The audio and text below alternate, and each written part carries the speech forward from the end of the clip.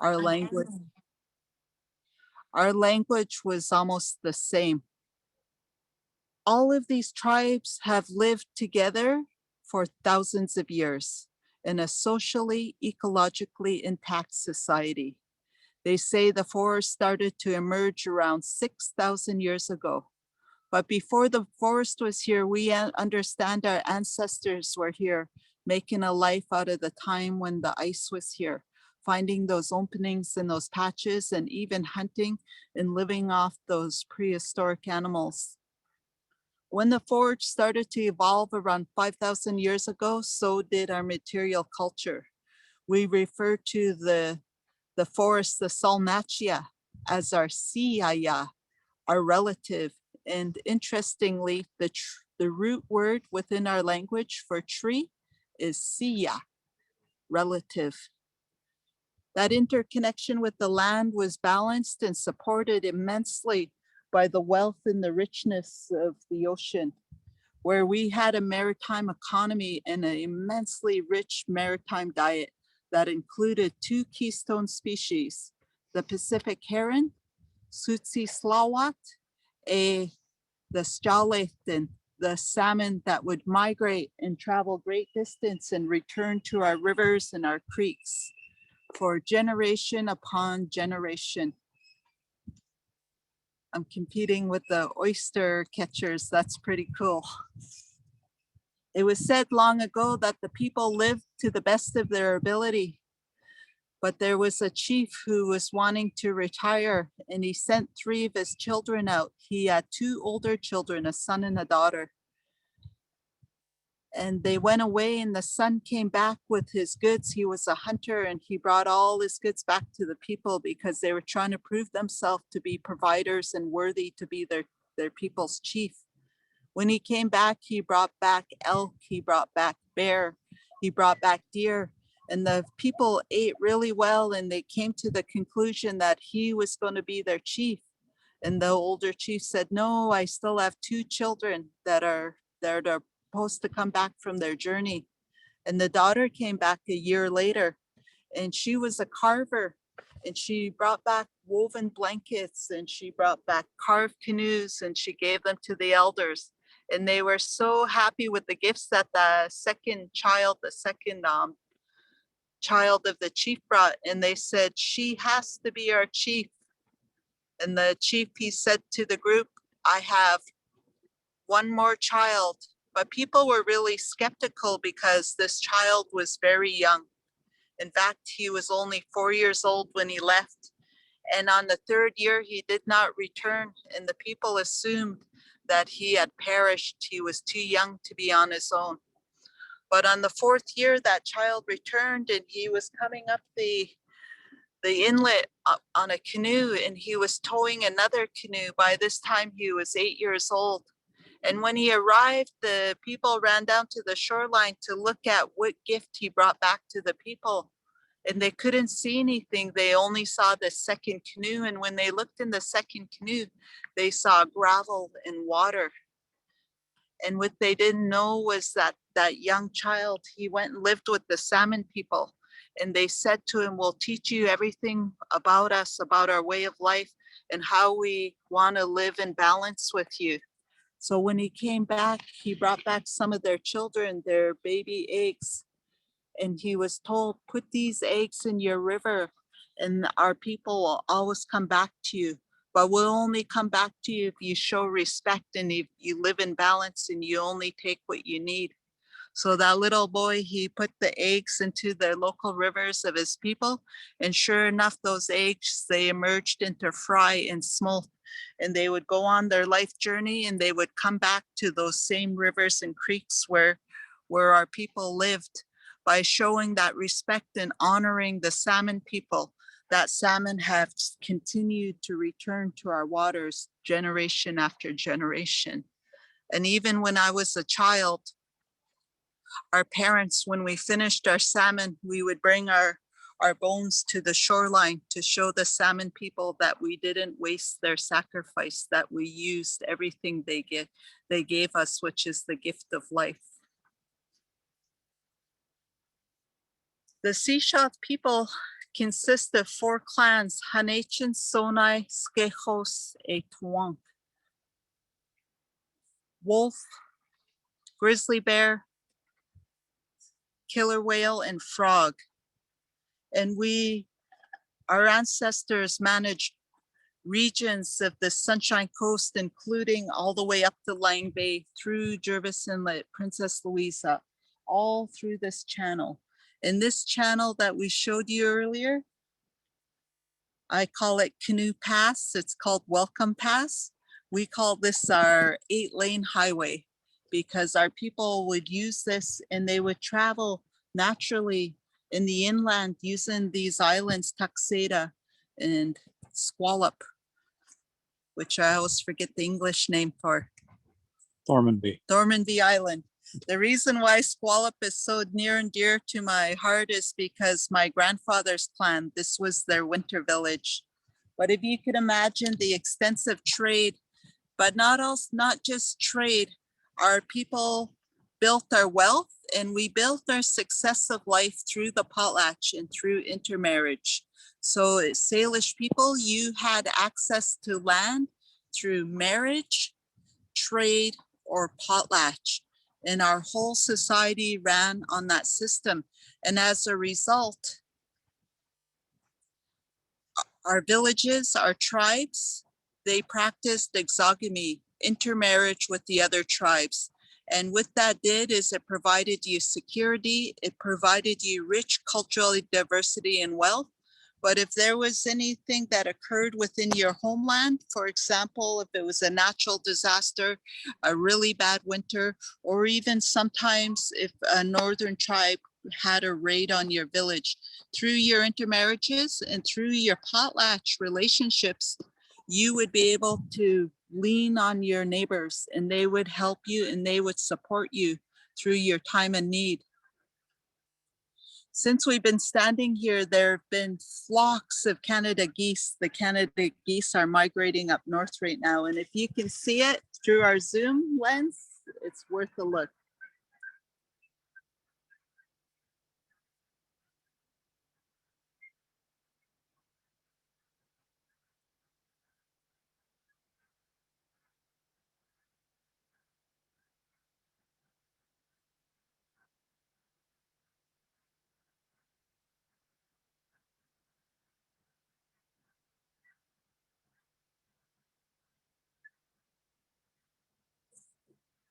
That's the 8th flock. Yeah, that's the 8th flock that has gone by us.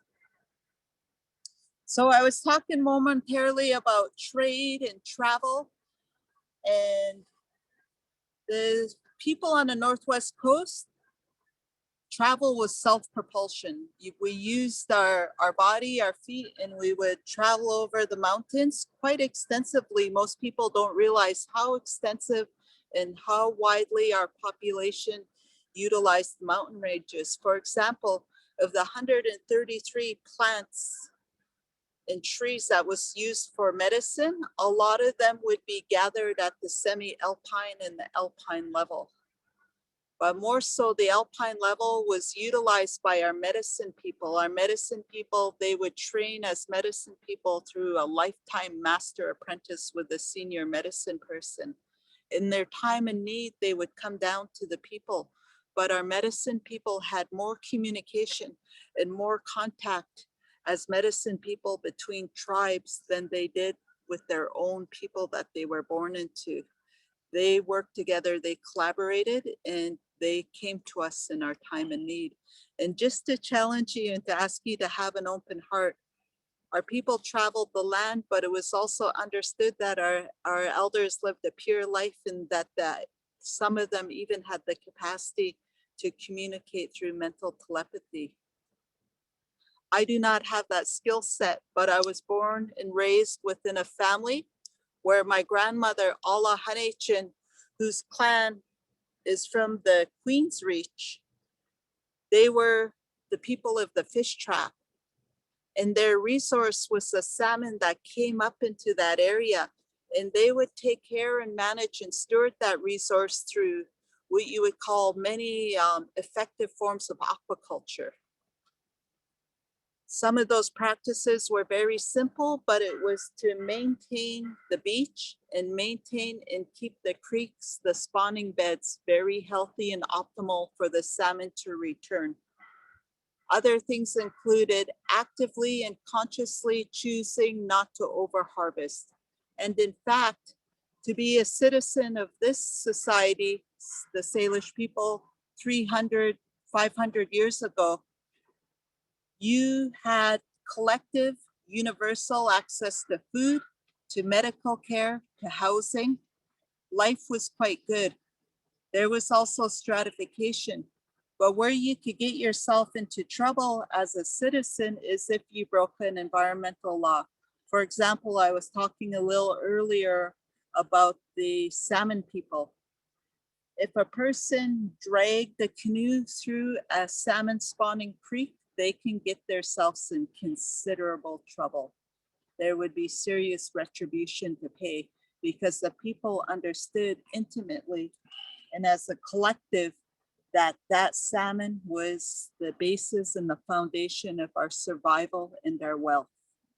When I talk about wealth, wealth within Indigenous society is to be rich in relatives. And if your people work together, working the land with the hunting, traveling over the mountains, trading with your neighbors, and creating a surplus, your village, your clan, your tribe would be successful potlatch people, which would bring on more favorable marriages, and that was a collective wealth. So it is said, when you have a big family, you are a very rich person. There's more geese flying over. That's flight number 9. That's right. I wanted to talk a little bit about my grandmother's clan up in Queen's Reach, also known one of our areas, Princess Louisa, a very famous vacation area. Ironically, hundreds and thousands of years ago, the beauty of Princess Louisa was recognized by our people too. And it was said that when people got married, they went honeymooned at Chatterbox Falls and Princess Louisa. But the clans intermarried with all of the neighboring tribes, and the Lilawat peoples from the Pemberton area, past Whistler, they would travel over the mountains, and they would travel over the mountains in the springtime. The reason why they traveled in spring was because the winter was so fierce, but by springtime, there would have been enough snowfall that the crevices of the glaciers would start to fill. And when people intermarried, sometimes brides-to-be and their families would travel through the spring. And what they would bring with them to secure their well-being would be a very long Douglas fir tree, sapling, because the Douglas fir is hard. So when they walked over the glaciers, if they fell in a crevice, possibly that Douglas fir tree would help stop them from falling down to their peril. So these are the lives that our ancestors lived. They were constantly on the land. We have all of these magnificent stories about our Salish people, and because the Sisha had the Jervis Inlet, we had access to the Swatlai, the mountain goat. The mountain goat was so valued amongst Salish that it literally became a form of currency. And because the sea shaft had access, we were able to potlatch and gift that mountain goat to the Fraser Valley people. We're able to gift and trade that mountain goat to the Vancouver Island people. And we really made and formed strong relations because of Swatlai, the mountain goat. Men hunted mountain goat. It is told that when you hunt a mountain goat, you will never be able to hunt a mountain goat by ascending onto a mountain goat. It will laugh at you and it will just keep going higher.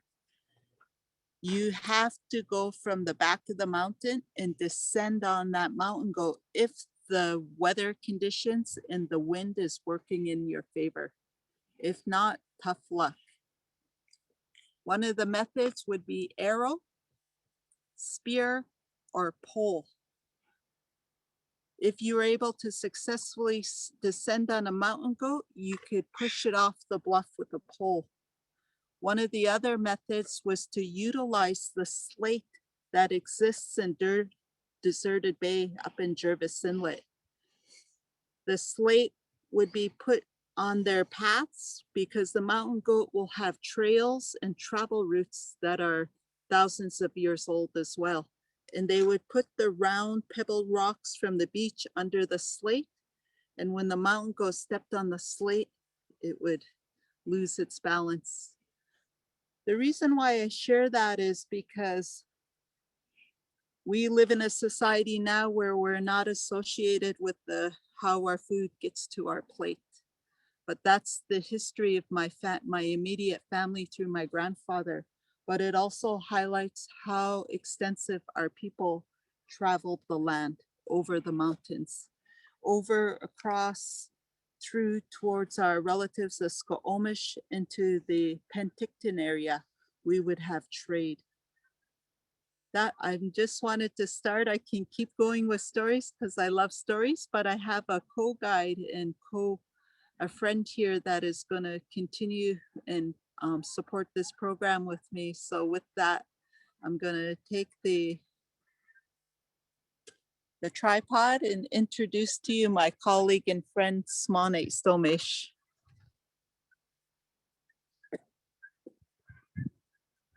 Emash. Eat a quail. Smane Stomish, Tem Squish, Alakusam, Alastokaya. My name is Richard Till, and I come from Roberts Creek, just down the road here. And I've lived and worked with the Sishach Nation for the last 25 years or so. And during that time, I had the opportunity to learn a great deal that I would never in any other way have been able to learn. And I'd like to begin by relaying to you a story. When I first came into the community here, I was very happily befriended by an elder, a wonderful woman, a kind lady who had a great deal of knowledge. And one day she called me to her bedside and she said, "Sit down." And she said, "Where have you been? What are you doing?" And I told her that we'd been up the inlet and that we were looking for more places to take the youth for their education. And just as a side note to aid this, I'm a search manager with Search and Rescue, and I've also been involved in outdoor education type activities for a good part of my life. So when this happened, she said, "Where did you go?" And we said, "We went to Princess Louisa," which Candace has just mentioned. And I said, "We're thinking of climbing up into the mountains there." And she thought for a moment and she said, "My father and my brothers went up there. They went hunting." And she proceeded to describe to me leaving the waterfall, Chatterbox, going up through the forest, traversing across, finding a waterfall, crossing it, going up the mountain, past some big rocks, and then up through a gully and onto what you might call a hogback ridge, slightly forested, subalpine, and then up into the alpine. And she took some time to describe this in detail. So sure enough, we went up the inlet and we did everything that she said and we followed that route. And if somebody in one of our search and rescue teams had described that route, I would have said that's a good description. But what I didn't realize at the time was, and I learned later, was that the elder had been told this by her brothers and her father when she was about 17 years old, and she was able to recollect this information and pass it on.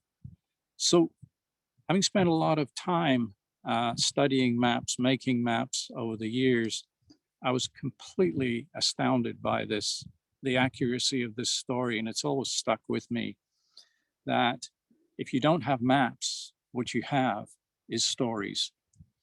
And so the stories go, as Candace explained, of people crossing the glaciers in the spring But right behind us, we just noticed some seals.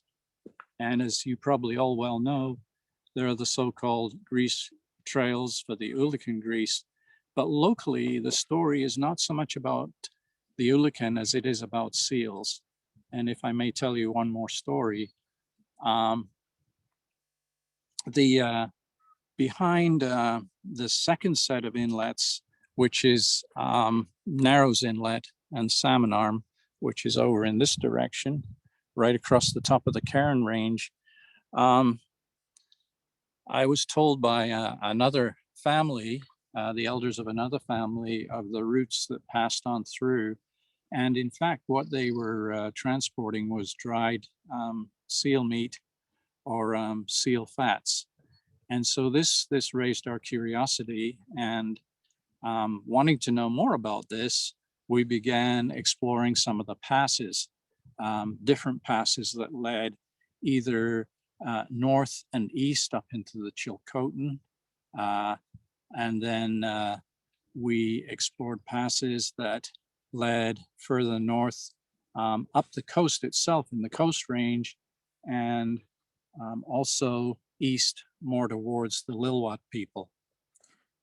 I want to tell you that there'd been a popular notion that Salish people live by the sea, that they harvest by the sea, that's their life, and this canoe highway that travels mainly by canoe. On every pass that we came to, we found artifacts. So I ended up guiding the archaeologist here, and we found bird points, spear points, butchering sites, and so every mountain pass through the glaciers, through the mountains, has identified artifacts from travel and hunting. And so this popular notion that Salish people only traveled mainly by canoe, mainly stayed around the water, didn't seem to make any sense. And then we learned that people actually traded from the New Chalnooth across the island and right into this area. And that's something that's not my story to tell. That's actually Candace's family. Are we at 10 now? Yeah, maybe 11. Today is migration day.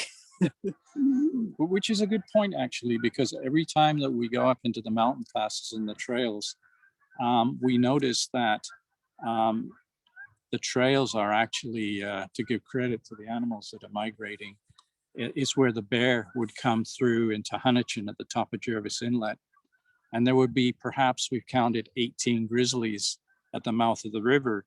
Those bears don't live there. They'll travel back across the mountains. And they don't just travel on one route. They'll go back specifically to their own areas. So they might go north to Toba. They might go into the Silcotin. They could go over to Harrison Lake. And that's another route that was obviously popular, we know, is traveling from Harrison Lake around through Pemberton and through. So yeah, that's a bit about some of the routes that we've learned. Thank you.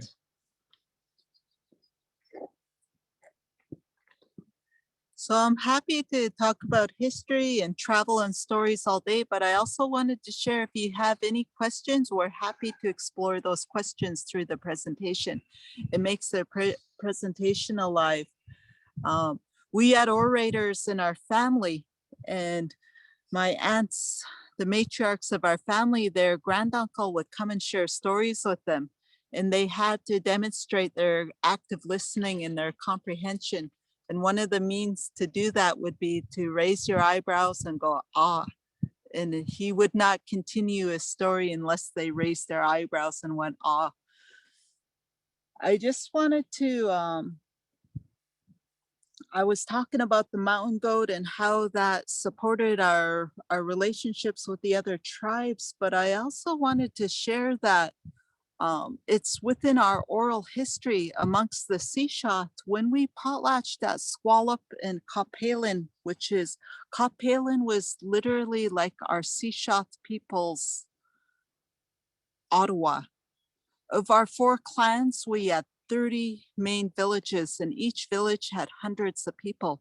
And if you belong to one of those clans, which could range from 5,000 to 7,000 people before contact, before epidemics, that 5,000 to 7,000 people is considered your immediate family.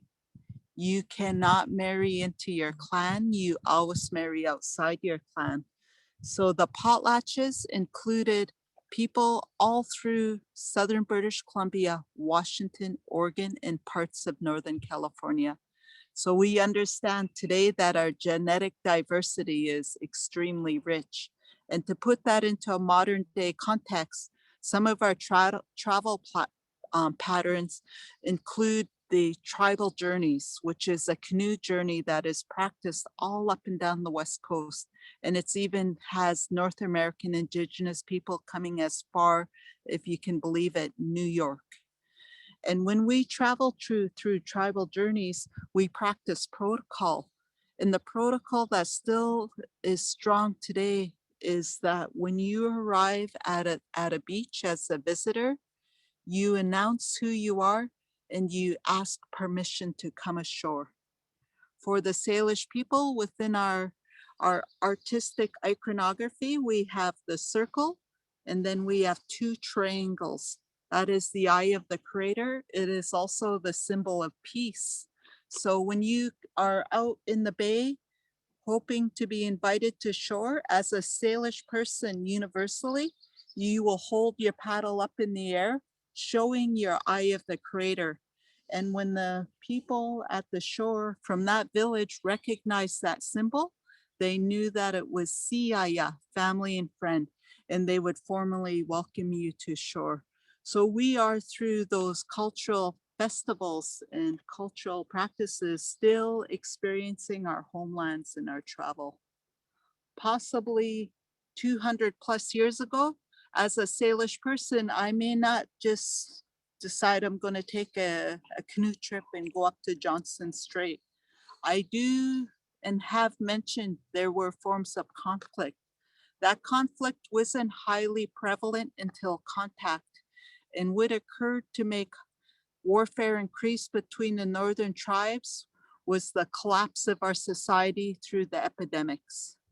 When the early traders came into these waters, for example, Captain Cook with his first mate, Captain Vancouver in 1778 traveled up the West Coast. They had contact. There were already population decline. And the reason why population started to occur in the mid 1700s was because one initial Indigenous group had contact with Europeans, but because the trade network was so interwoven between all of the tribes from north to south, west to east, that disease started to emerge within our populations. And in fact, before the written accounts of the explorers, Cook, Navarrete, and eventually Captain Vancouver in 1790, 91, 92, before that, they were merchant traders, the Russian merchant traders, as well as the American merchant traders who were traveling our coastline and trading with our Indigenous peoples. Predominantly what was sought by their first European traders was the the sea otter. The north had the sea otter. The south, we did not have the sea otter. We had the river otter. The northern tribes started to acquire more Western tools and weaponry, including muskets, gunpowder, alcohol, iron, and that tipped the scale between the south and the north. But when the smallpox emerged, one of the largest epidemics that occurred was in 1862, and it broke out in Fort Victoria, which was a trading hub, and all of the Indigenous peoples were represented there to do trade. when a passenger came from San Francisco by ship to Fort Victoria, he had the smallpox and it spread within that fort. There was understanding, there was medical knowledge that knew that you had to quarantine a smallpox epidemic. But what happened was there was a huge shift in the relationships and the what was once more positive relationships and cooperation between Indigenous people, some of the early settlers and trader, it was starting to change with the desire and the pursuit of land. The Indigenous people were sent away from the fort, and the ones that were too sick to travel, they were towed by boat. Their canoe was towed away. Sadly, when all of those Indigenous groups arrived back at their village, they were sick and the infection spread like wildfire. I talk about this because this is the time of my great grandparents. When I was 4 years old, I had a great granduncle. His name was Moses, and he would not eat breakfast, unless my mom went and sat and had tea with him. So I remember as a little child waking up in a cold winter morning and traveling to great granduncle Moses. But his job as a young man was to bury the bodies. So this is a sad story, but it's a story to give context that I'm only 47 years old, and one of my living relatives is a member that survived the smallpox. Smallpox existed, malaria, tuberculosis existed within our communities, smallpox until the 1930s and tuberculosis till the 1960s. Indigenous people are some of the fastest growing natural populations in Canada, but we're also the descendants of 5% of our population who survived the epidemics. 95% of our populations have have sorry, I'm lost for the word, but we suffered greatly. 95% of our populations died out during that period of the late 1700s to the early 1900s. I talk about that because that has impact on our access to the land. When your populations shrink and just die out completely, your leadership has to make decisions. And our people, because when you're born to a clan, you're literally responsible for that region, to steward it and take care of it. And they had to make those really difficult decisions to leave and try to find survival together. So clans started to amalgamate. Over in Lasqueti Island there, that is the channel where the Sabine sockeye salmon come through. And all of the Indigenous peoples, even though it was a seashore land, Lasqueti Island, all of our neighboring tribes would come and fish with us at Lasqueti. People were arriving at Lasqueti, and to try to survive the epidemics, our people were adopting them into our tribes to try to survive. The use of the land also disintegrated when your population became small. The Sechelt people had around 200 people in the early 1900s. The Squamish people had only 300 people. So we've gone through many changes to make things even more complicated for accessing the land. When the Indian Act came into place in the late 1800s, one of the laws that emerged and was heavily implemented was reserves were made, and Indigenous people did not have permission to leave the reserve unless they had a pass. So we were really reduced to reserve life. It was even illegal to hunt and fish. So we've gone through those really complex colonial historical times. And today, as an educator, one of our goals, and as a land-based educator, is to bring people back to the land, back to where their grandparents were born and where our ancestors lived. I'm gonna pass the mic over to Richard. We'd like to tell you a little bit about obsidian. Obsidian has become very important as a way of tracing and understanding where people travel to. And locally, we had a series of summer archaeological programs, and we were able to find in the Midden at Porpoise Bay Provincial Park area numerous microknives made from obsidian. Obsidian, of course, is a glass-like rock or mineral that's associated with volcanic activity. So I have a friend who comes from up the Telegraph Creek by Mount Etsiza, which is one of the notable sources of obsidian and very important to the Tahltan people. So we thought perhaps some of the obsidian might have come from there, or even more probably from Mount Garibaldi near Squamish. And then there are other possibilities in Oregon.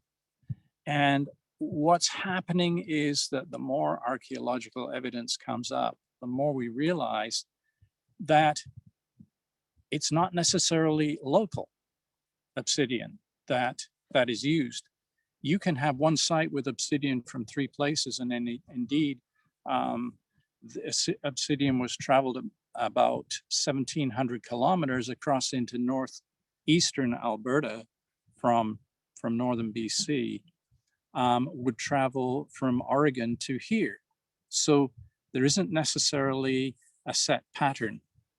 And we begin to realize that people would live in certain areas and control the trade in that area. And a good example is southern Alberta, where David Thompson was forced to go north through Rocky Mountain House and cross the Rockies in a rather inconvenient pass, and then travel down into the Kootenay, where he overwintered before traveling on down the Columbia with a boat, which he designed and built there. You think David Thompson was remarkable. His wife, Charlotte Small, is much more remarkable. Charlotte Small, who was Cree, had traveled by the end of her life with children 5 times further than Lewis and Clark. She was also an ambassador. She was a resource person for any type of plants or food that David Thompson depended on constantly.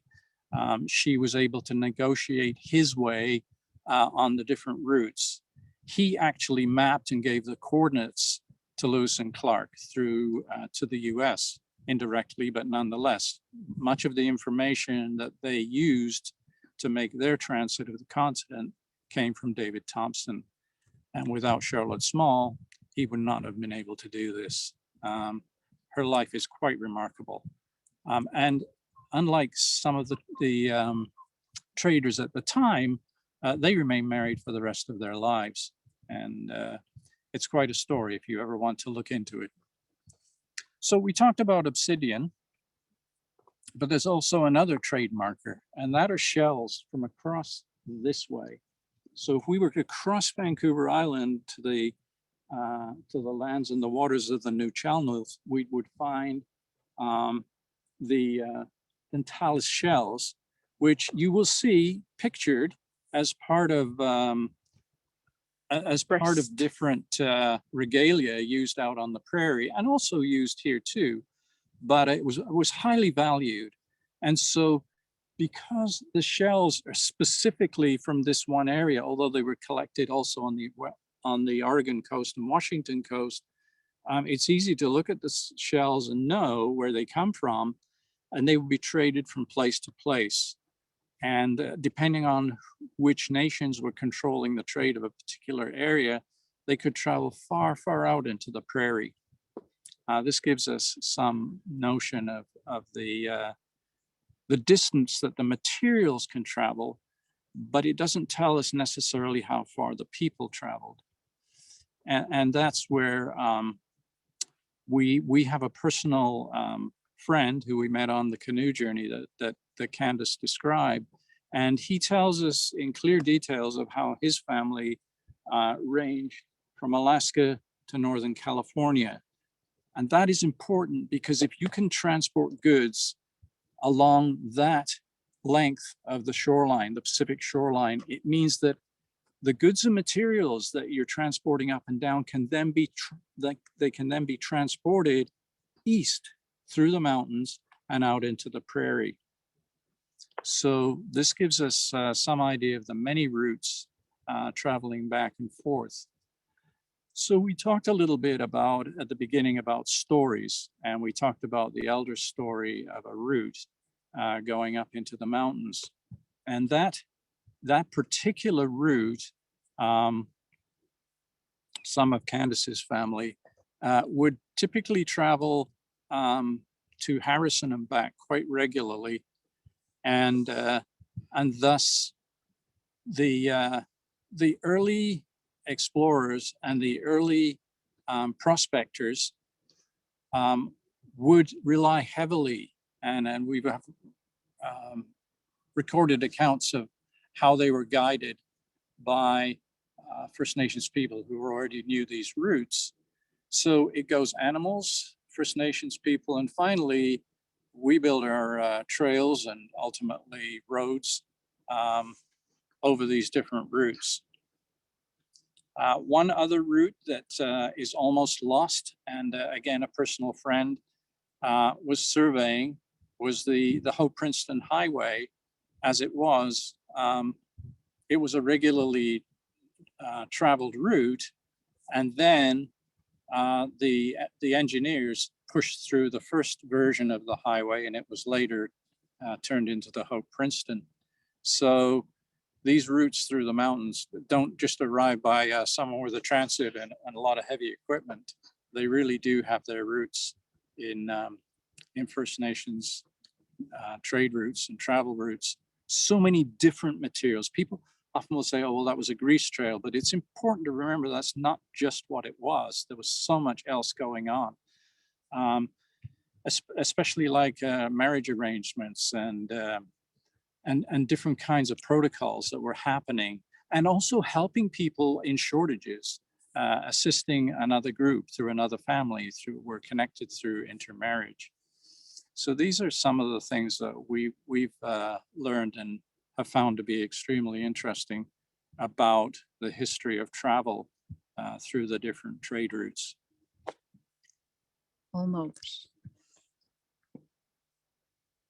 So I just wanted to talk a little bit about plant and medicines. On my grandmother's side, Alla Hanechin, the people of the fish trap, her and the females and her family were midwives, and they would utilize plants. And believe it or not, I may have mentioned we literally used over 130 plants, but each family or each practitioner would not extensively use 130 plus plants. There would be specialists in certain plants, and plants such as the Devil's Club and what's now referred to as Indian hellebore was so strong and so potent that you would need a medical specialist to administer it, to take into account your weight, your age, maybe the severity of your illness. But to go back to the trade and the good relations, each region had a wealth of medicinal plants within their region, but they still accessed and traded those plants they did not have within their ecosystem with their neighbors. For example, the soapberry, we call it scotium. It's a very highly medicinal plant, and we would trade and we would gift with the Lilawat people to access that plant. They would travel over the mountains, and one of the reasons why they would travel over the mountains is because the salmon run came into our inlet before it came up to their river system. When it came up to their river system, they would eventually do the dip net fishing. But if you were ever to come across an exceptional resource, it is the story and the life of Charlie Mack. And it was written by two anthropologists. He was born in 1900 and he almost lived 100 years, but he talks about those travel and those concepts of purpose for travel and the protocols.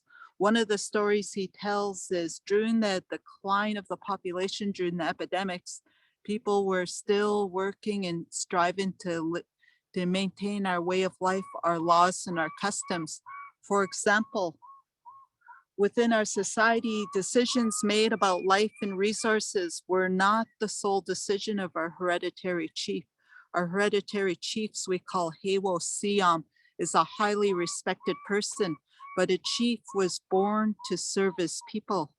But the decisions that needed to be made related to the land were made by the specialist, the person that was most trained and experienced in that resource.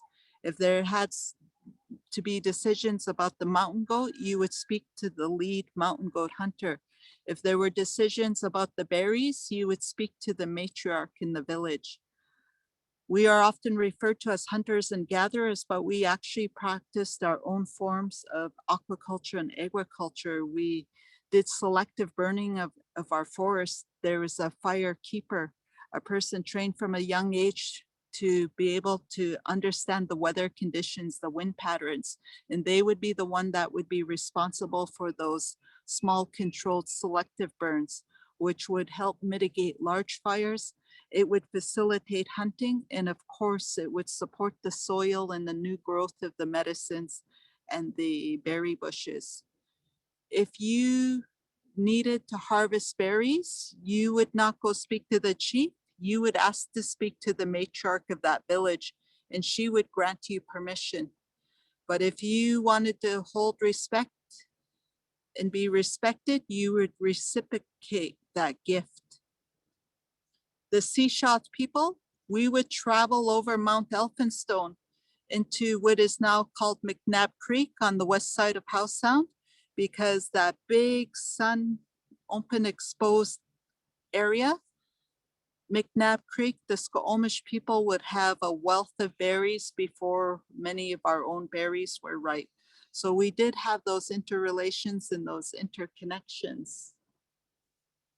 Just going to take a breath. Sometimes it's good to think about what you're going to share next, but I'm going to reach to you, friends, and I'm going to ask you if you have any questions. And I All can right. wait. Thank you so much, Candace and Richard. I really appreciate this presentation and, you know, some of the topics that you're touching up on. It's so important, you know, these trade routes and, you know, the traditional water routes and also land routes. And, you know, these were here since time immemorial, since way before colonizers came and dramatically altered the land and dispossessed Indigenous people. So, you know, this is so important to know in the modern day and the continued usages of the land. So again, I really just want to thank you both for you know, passing us these stories and to all of our participants. I hope everyone has learned something. So we do have a couple questions. First, this is from David. He said, I've read several books on David Thompson with references to places like Charlotte in BC, and then also places in Alberta and Montreal. There are a few online resources. Is there a written history of Charlotte specifically? Richard knows this. He has some background. Yeah, we did look into this, and it's mostly from David Thompson's records as far as we can gather. Someone did actually produce a video that references her too, and perhaps we can provide that link for you later if you haven't found it already. It sounds like you're quite keen. I find that the stories of David Thompson, we know that Mackenzie came through to Bella Coola early on and made that first crossing before Lewis and Clark, and that's quite remarkable.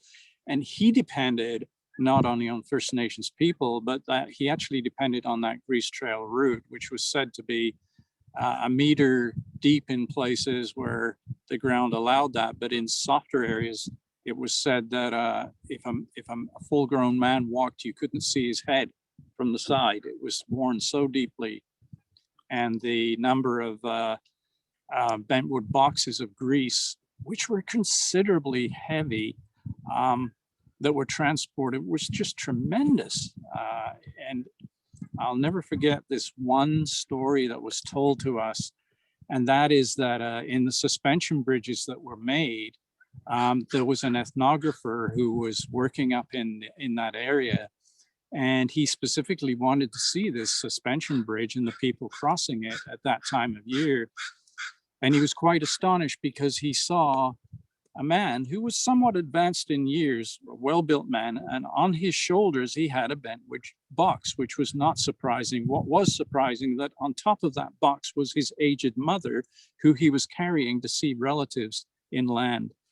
So this gives you some idea of the capacity of people to travel in the distance. And when we talk about the distance that people travel, we also know from local history that a lady paddled from Bella Coola, since we're speaking of Bella Coola, down to what is now Stanley Park to marry someone. So people were not afraid of distances by any means. And we have also marriage stories that go way into the northern interior that are local too. So this gives you some idea of the dimensions. Great question. Thank you. For sure. Yeah, thanks for that response. That was really good. We have more of a comment than anything from Laura R. She's listening from Ojibwe territory, and she says, Miigwech, Candace, Miigwech. Olnomsh, Laura. Thank you so much. And then we have Debbie, and she is asking, how can we learn these ways and incorporate these into our modern life?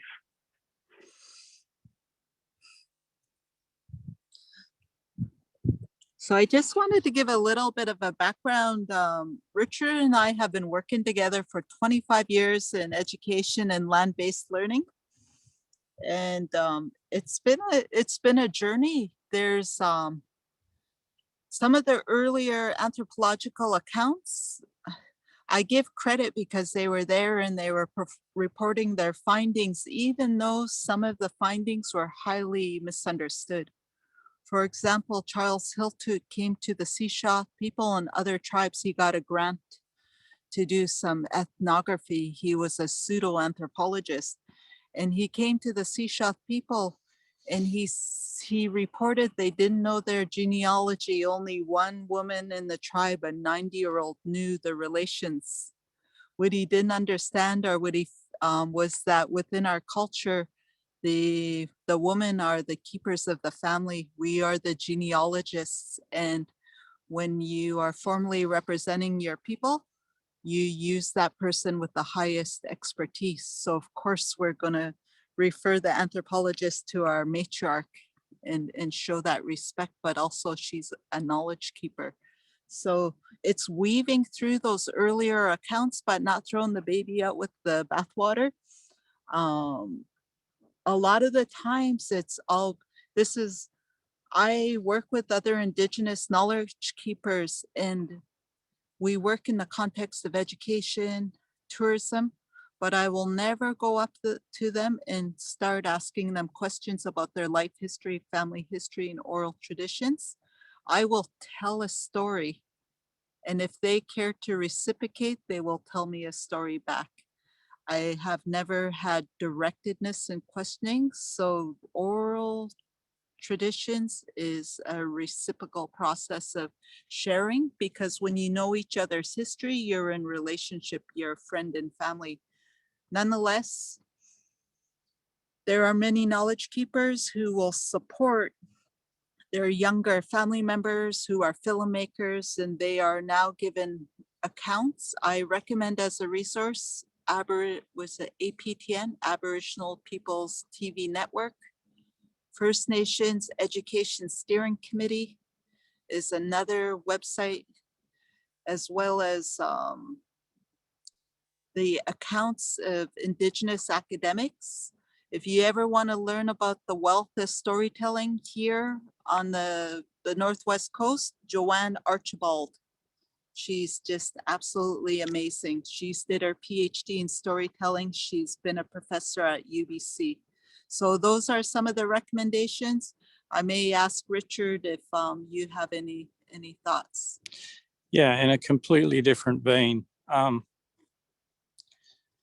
When it comes to travel on the land and water, we begin with the youth quite young, and we don't give them a GPS or a compass or a map, or indeed anything like that. We begin by things like this. Right now, I can feel the wind on this cheek. I can hear sounds. And as I walk on the ground, I feel, is it soft? Is it hard? What type of plants are around me? What type of mosses? And that's where we begin. And we teach the children in the fall to listen for leaves falling, to actually listen for them coming down through the ground. And we start to begin examining landforms. We talk about how the ice formed. So these granite plutons, one of which we're standing on, in which way did the ice travel, and what direction are the striations, and where did that ice come from? That's a story. We always talk in stories of the wind coming, the day that I felt the wind. And then we start with simple tracking, like in the snow. And then we move on to more and more advanced tracking, always keeping things as much as possible in stories. And only when the child is quite grounded in knowing the land, in knowing the water, in knowing the currents, the prevailing winds, and all of these different features, then we will begin to introduce maps, compass, GPS, and modern technologies. And it's proven to be very, very helpful with those youth. It gives them a very keen sense of place about the land, their land, where they live, and the routes that they will take through the stories of those passes that we talked about, through the different archaeological sites, because although we weren't there to witness it, we know that on that one pass, there was a goat butchering site. And so that pass has its story, its route in, where you go up above the glacier before you can cross through into the Toba or wherever you're going, into the Harrison Lake area. So that's how we approach travel on the land. We call this land-based learning. Thank you. Great question. Thank you. Before I answer the next question, I just want to have a little fun about how the oral tradition keeps that knowledge alive on the land. And we had an ancestor, her name was Olin, and she was my great-grandfather's younger sister. When she was a young woman, she was married to the hereditary chief. And everybody were out in the water, they were harvesting, they were hunting, and they were hunting seals, and the surplus, the seal fat, was being traded with our interior relatives or gifted through marriage. There was not a boat to be had, and she made a snap decision.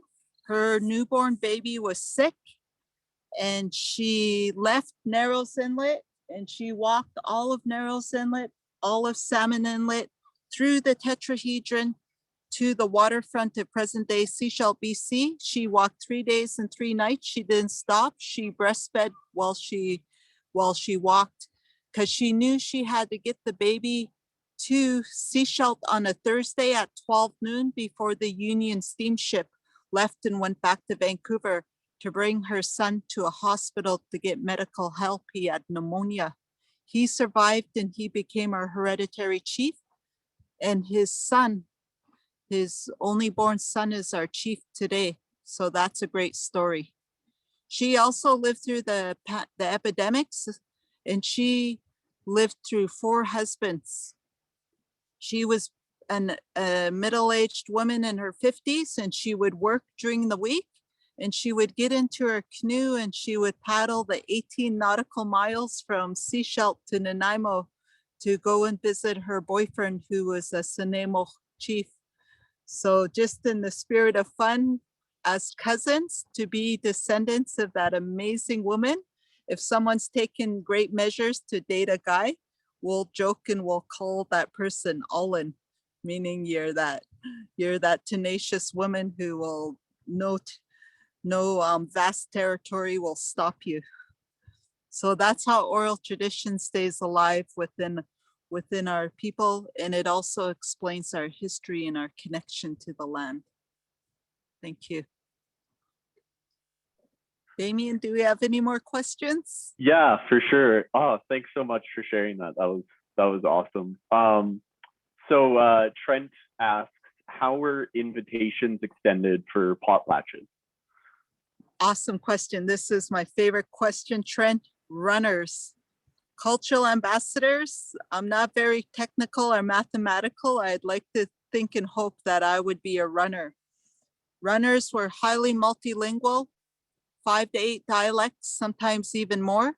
With our oral tradition, oral society, the village, the chief would send the runner across to Vancouver Island and pass on the message orally. They would have been trained in major diplomacy, multilingual languages, exceptional memories because they have to recount the messages, and they would return back to their people with the response. We have iPhone, we have Zoom. Well, before the pandemic, to practice ceremony and do it in the right way, we still do not send emails for sacred ceremonies or potlatches. We will send people to travel to those villages to announce that we're going to have a feast. And they accept, and then we plan accordingly. Awesome. Thank you so much.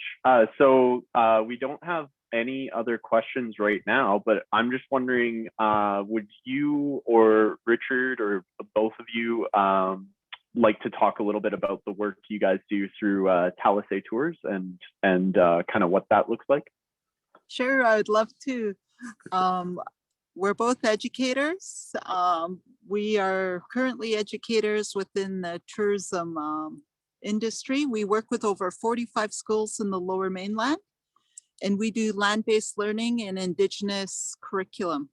So we do talking trees, spoken treasures, nature, history, talking totems, art, and similar to what we do today, we work with students from K to post-secondary, before the pandemic, international visitors throughout the world. And we started the Zoom experience because I was so sad. In the beginning, I would just spend time out in nature by myself, but I started to think about my elders. And I thought, I'm just going to walk around with a camera and I'm going to show the elders their old fishing sites and their gathering sites. And it was a very successful response. Next thing you know, a lot of the Sunshine Coast were participating in our live stream Facebook. And it literally brought us to the place of providing Zoom tours. And humbly, I would say that Zoom tours has saved our means of making a living, because our small hiccup of a company, Talaysay Tours, is going strong by being able to provide virtual tours. And so far, we've worked with about 16 different countries, plus our own local community here in the Lower Mainland. Thank you. Awesome. Thank you. Is there anything else that you'd like to talk about? We have about 15 minutes left. We could end a little bit early, or we could talk a little bit more if there's anything else you'd like to share. Totally up to you. Something? Yeah. Richard would love to share something, and I know we're getting a wee bit low on the battery, but we have plenty of time to share this next segment. We talked a little bit about archaeology, and this is an appeal. We know that artifacts have been disturbed and moved, and rather tragically, some grave sites have been interfered with and actually destroyed. This is only locally. So we know that everybody has the best of intentions, but please share this information. If you come across lithics, so stones that have been made into projectile points or fragments, discards, pieces of core, whatever that is, in the mountains or on trails or anywhere like this, please do not disturb it. And please go on to inform the local First Nations group of what you found, where you found it. If you have a GPS coordinate, that's great. If you have photographs, that's great. This will be greatly appreciated, because it's rather alarming, the amount of materials that have been taken away and not returned. So that will be one way to help. Now, another way to help is to be aware that I know there are some trail groups that have asked if they could build trails over the mountains, et cetera, provincially and so on. And I'm sure that most people will contact their local First Nations to talk about trail routes, et cetera. Please remember that often the chief and councils are inundated with all kinds of requests from industry and from other proponents. It does require patience. So just remember that very often funding is limited, staff is limited, and it's greatly appreciated if people can be patient with those sort of requests. It's not that you're not going to get an answer, it's just that people are super busy. So I hope that's somewhat helpful. I just had one more share I wanted to share. Remember, I was telling you in the beginning about the young boy that brought salmon to his people, which became one of our key staple foods. I'd like to elaborate further. That young boy, he became the salmon chief for our people. But the Squamish people, Chief Seattle, and one of the chiefs from the Cowichan, which is Duncan. So we have Squamish, North Vancouver, Seattle, Duncan, BC. The three chiefs were known by our people to be the three regional chiefs of the salmon. Salmon migrates in vast areas, literally 2,000 plus kilometers. And those three chiefs had a significant leadership role in a cooperation between all of the Salish tribes to ensure that the salmon stayed healthy and strong. So that, again, that intertribal travel and communication, that's another wonderful example. Awesome. Just one other quick question here from Tracy. She's asking through Talaysay Tours, are all the tours during the day, or are there also overnight tours? You mean tours offered in the evening or multi-day tours? The tours offered in the evening and also multi-day tours. Right now, we're doing tours during the day and tours during the evening, and with the very detailed safety plan, we are accepting small groups for bubble tours for multi-day and day. Perfect. Awesome. Is there anything else you guys like to share? Migration 13.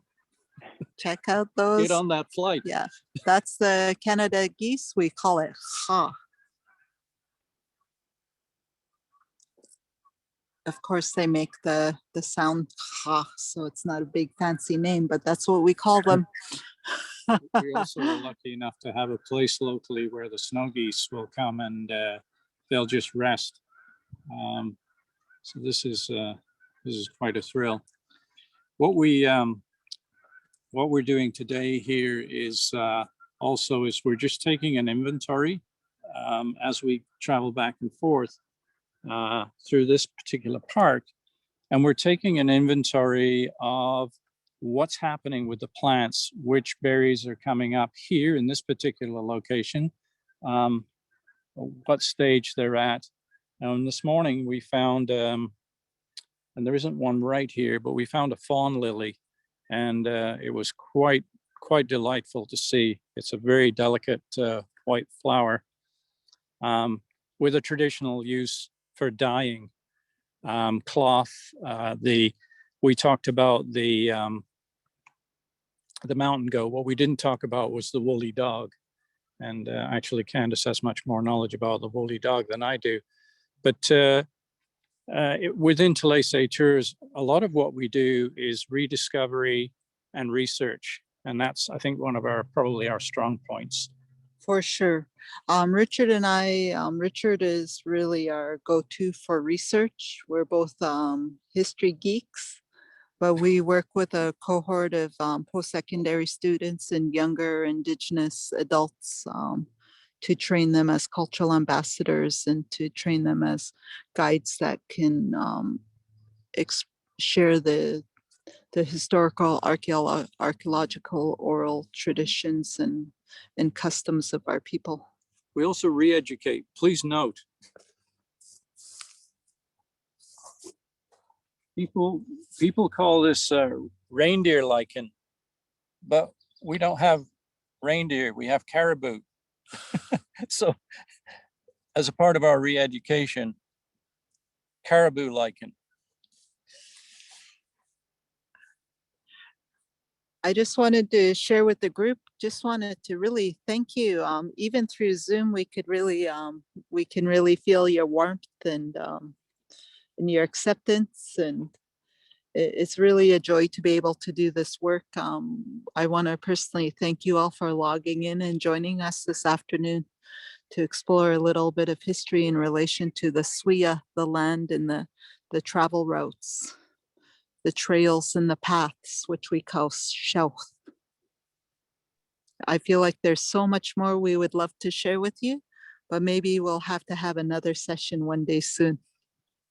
We'll associate your group with the great blue heron because it just flew by here just to say goodbye.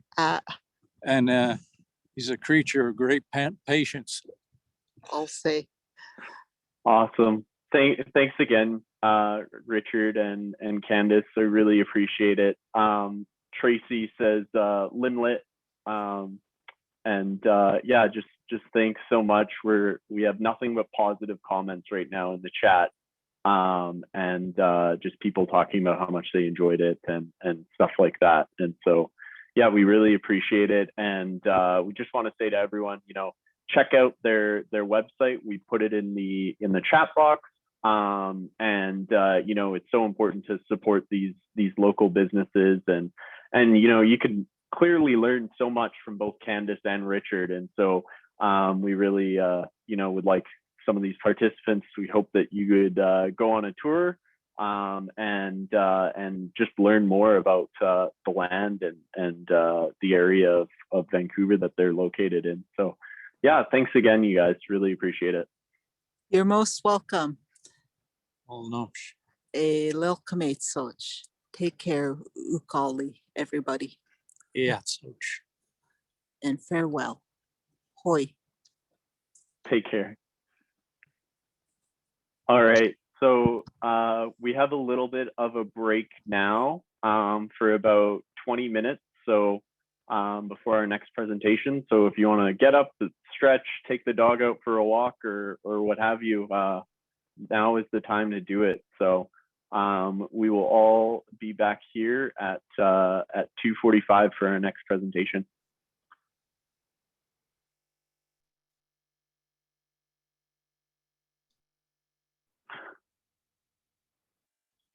I guess in the meantime, it is important to note that the Real Estate Foundation of British Columbia and the Vancouver Foundation have helped fund this event.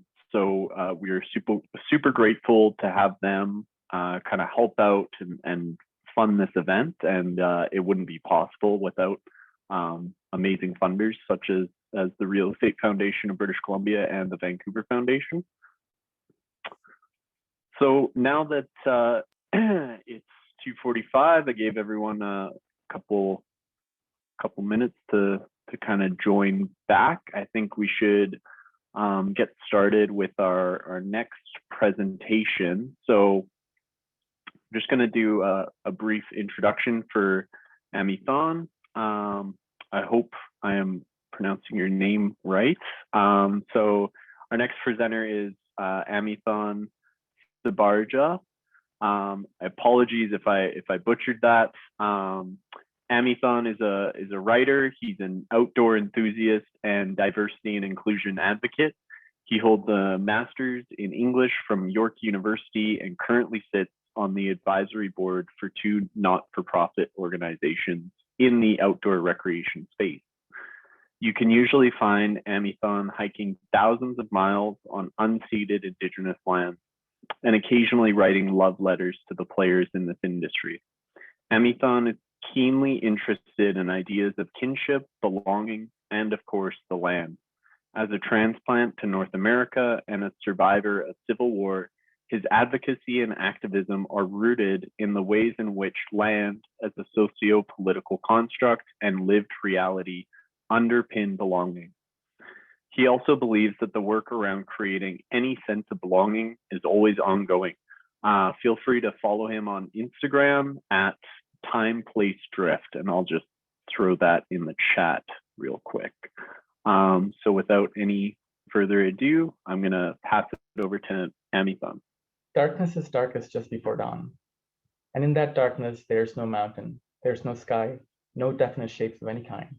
There's just space and time and memory. I remember the fog. It is my earliest memory of a high mountain place. The air is crisp at high elevation and assumes a formless personality. I'm not used to the new sort of air. I inhale deeply. It's exhilarating. I feel my chest again and again. I am used to the scent of salt in the air, the dry and sometimes humid breeze sweeping across my village. I do not yet know mountains. You see, I grew up in the heat, in the lowlands between the Indian Ocean and the Batiklo Lagoon, where the tropical sun bakes the white sand shore so hot that as children would sometimes make a game of running a barefoot gambit to the water's edge. The ocean, however tepid, feels coldest on scorched feet. I'm 7 years old, and my family is visiting my uncle who's stationed in the hill country.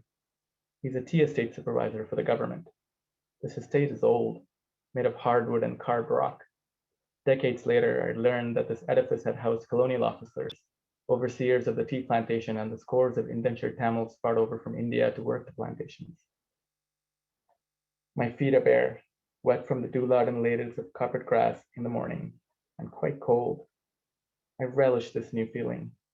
I breathe out, I breathe in, watch my breath turn to mist, become part of the fog creeping over the unseen boulders. Soon, the mist will engulf everything before me. I knew that beyond the fog there were giants, old-growth trees, and even older spires of stony peaks. And people, too. Though I do not yet know these people, nor their history, nor of their ongoing erasure and dispossession. I have with me a steaming mug of black tea, with milk and sugar, of course, to keep me warm on these pre-dawn sojourns. I wade into the darkness, watch for the emerald slopes of the plantation to emerge through the fog. There's a procession of lanterns flickering through the mist in the distance. I watch the plantation workers who are assembling for their day's work in the hillside. Every morning, I witness this solemn pageantry. I drink the tea they had picked. I do not yet know the extent to which their lives are embroiled in colonialism, in indentured labor practices, plantation economics, of being dispossessed and treated as foreigners in the only land they have called home for generations.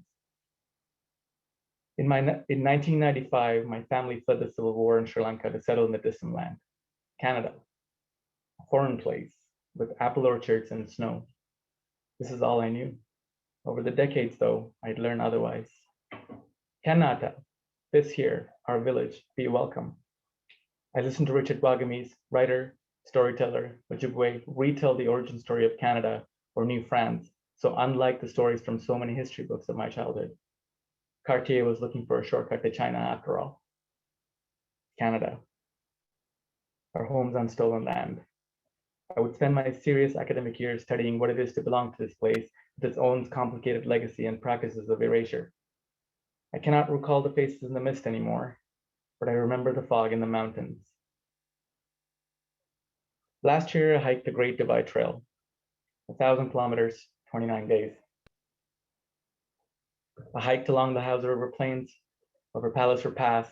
I looked down upon Emerald Lake, gazed up at the hanging glaciers, and laid wondering beneath the starry nights in the high alpine. I walked through Banff, Jasper National Park, Waterton, and Lake Louise. I followed a set of ungulate tracks along the Moose River, climbed over Moose Pass, hiked onto the Berg Lake and to the shadow of the tallest mountain in the Canadian Rockies. At Mount Robson Provincial Park Visitor Center, closed due to COVID-19 restrictions, I untied my shoelaces for the last time on trail at 7:42 p.m. on August 28, 2020. I knew I had walked upon the footsteps of those who had gone before me, even if I didn't know their stories or their names.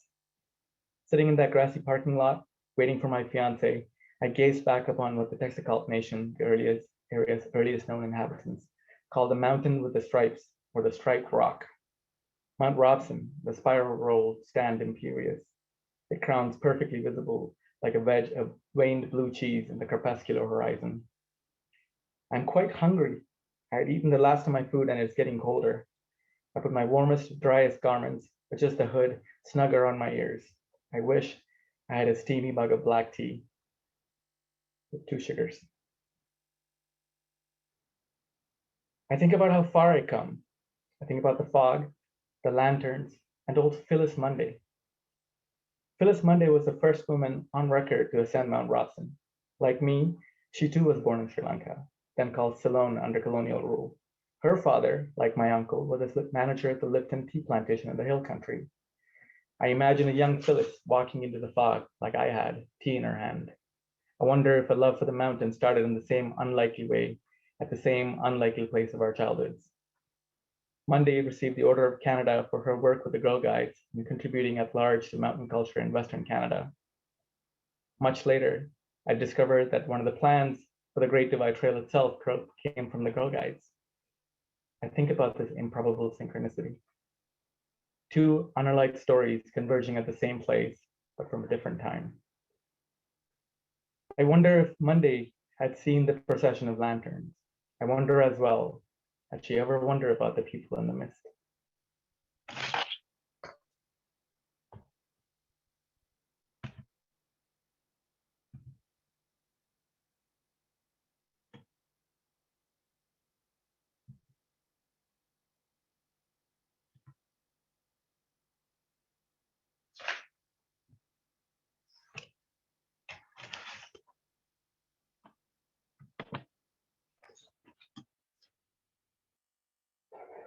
I was staring at a blank screen how to start writing this talk for quite a while.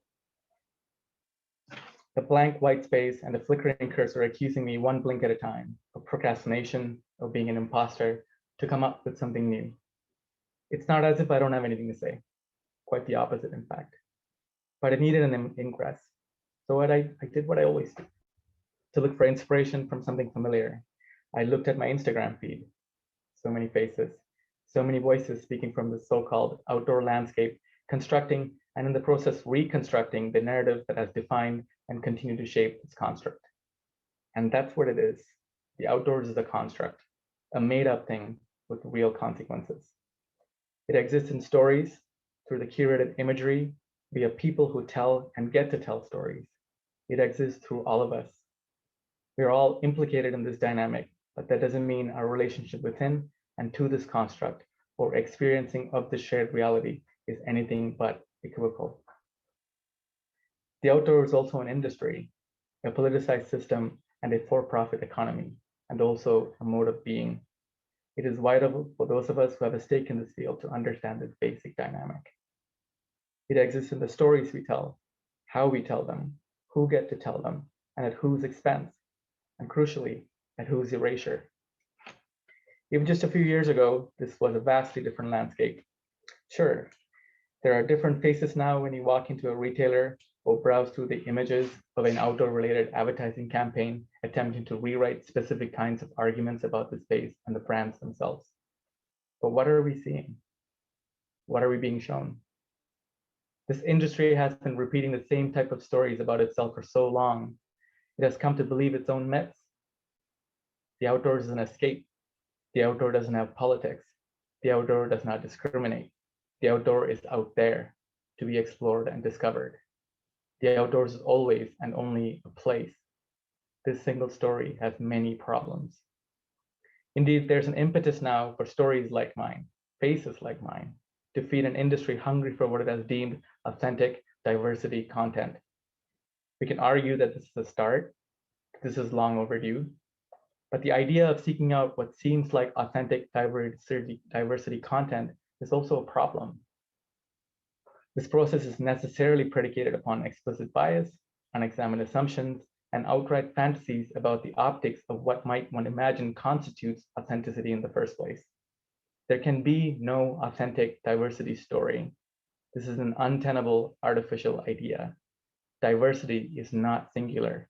There's no diverse person. There are only people. There's no diversity story. Stories themselves are diverse. There are so many faces and so many voices and so many stories.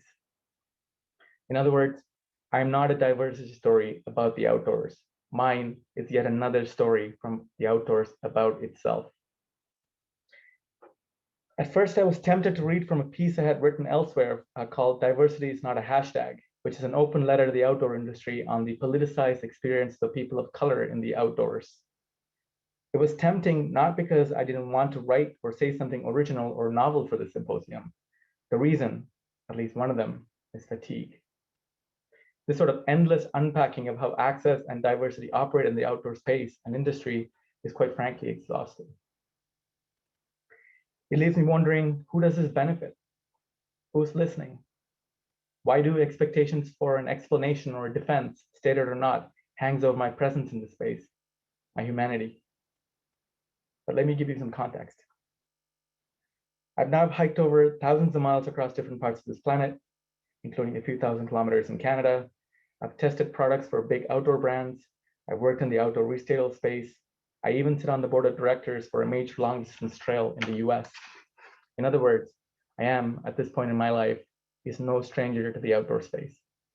However, as I've written elsewhere, I'm neither here to argue for my subjectivity nor my right to belong in this space. I know I belong here. But I did not start any of this earnest till I was in my 30s.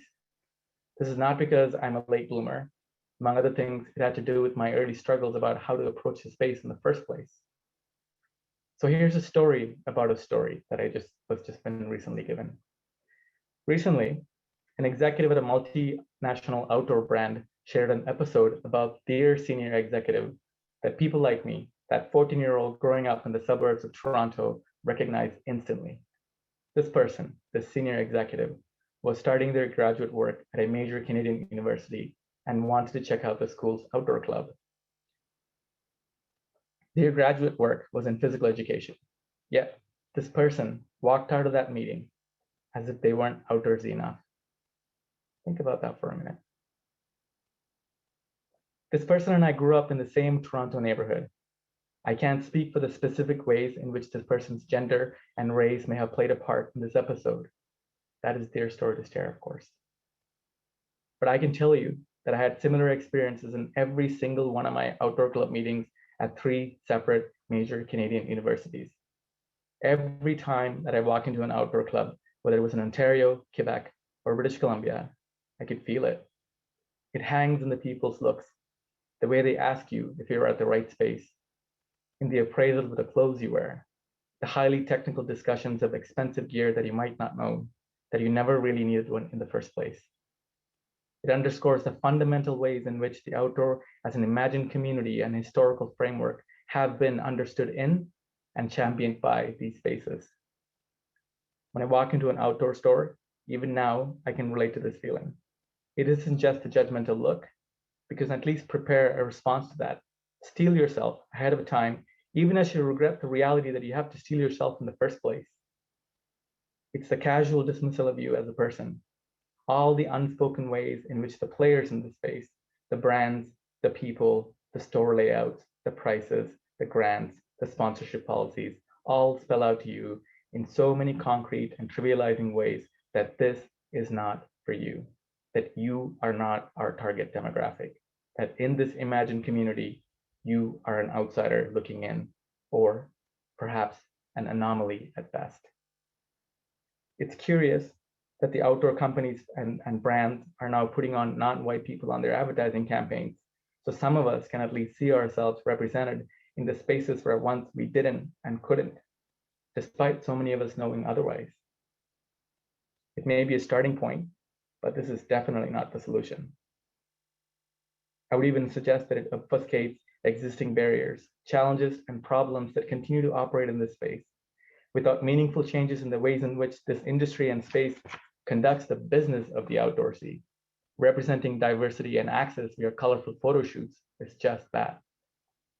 As a cultural theorist Peggy Phelan points out, visibility politics are compatible with capitalism's relentless appetite for new markets and with the most self-satisfying ideologies of North America, specifically United States and Canada.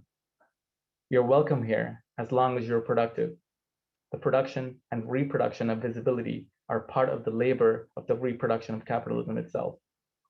She reiterates this point with this analogy. If representational visibility equals power, then almost naked young white women would be running Western culture, and they aren't. And that's a quote from Unmarked Politics of Performance by Peggy Phelan. And I haven't even begun to talk about what it's like as a brown-skinned individual walking out of the forest and onto a dirt road in the middle of nowhere with a sign that declares, shoot first, dig later. Or to walk into a rural town where the only food supply has a Confederate flag or an effigy of a Black person hanging from the noose from the rafters. Once, I sat and ate a full pancake breakfast with multiple coffee refills at a family restaurant on trail where there was a sign that declared, do not feed wild animals, under a poster of a Black family. My erstwhile white hiking companions had the luxury of being offended to walk out.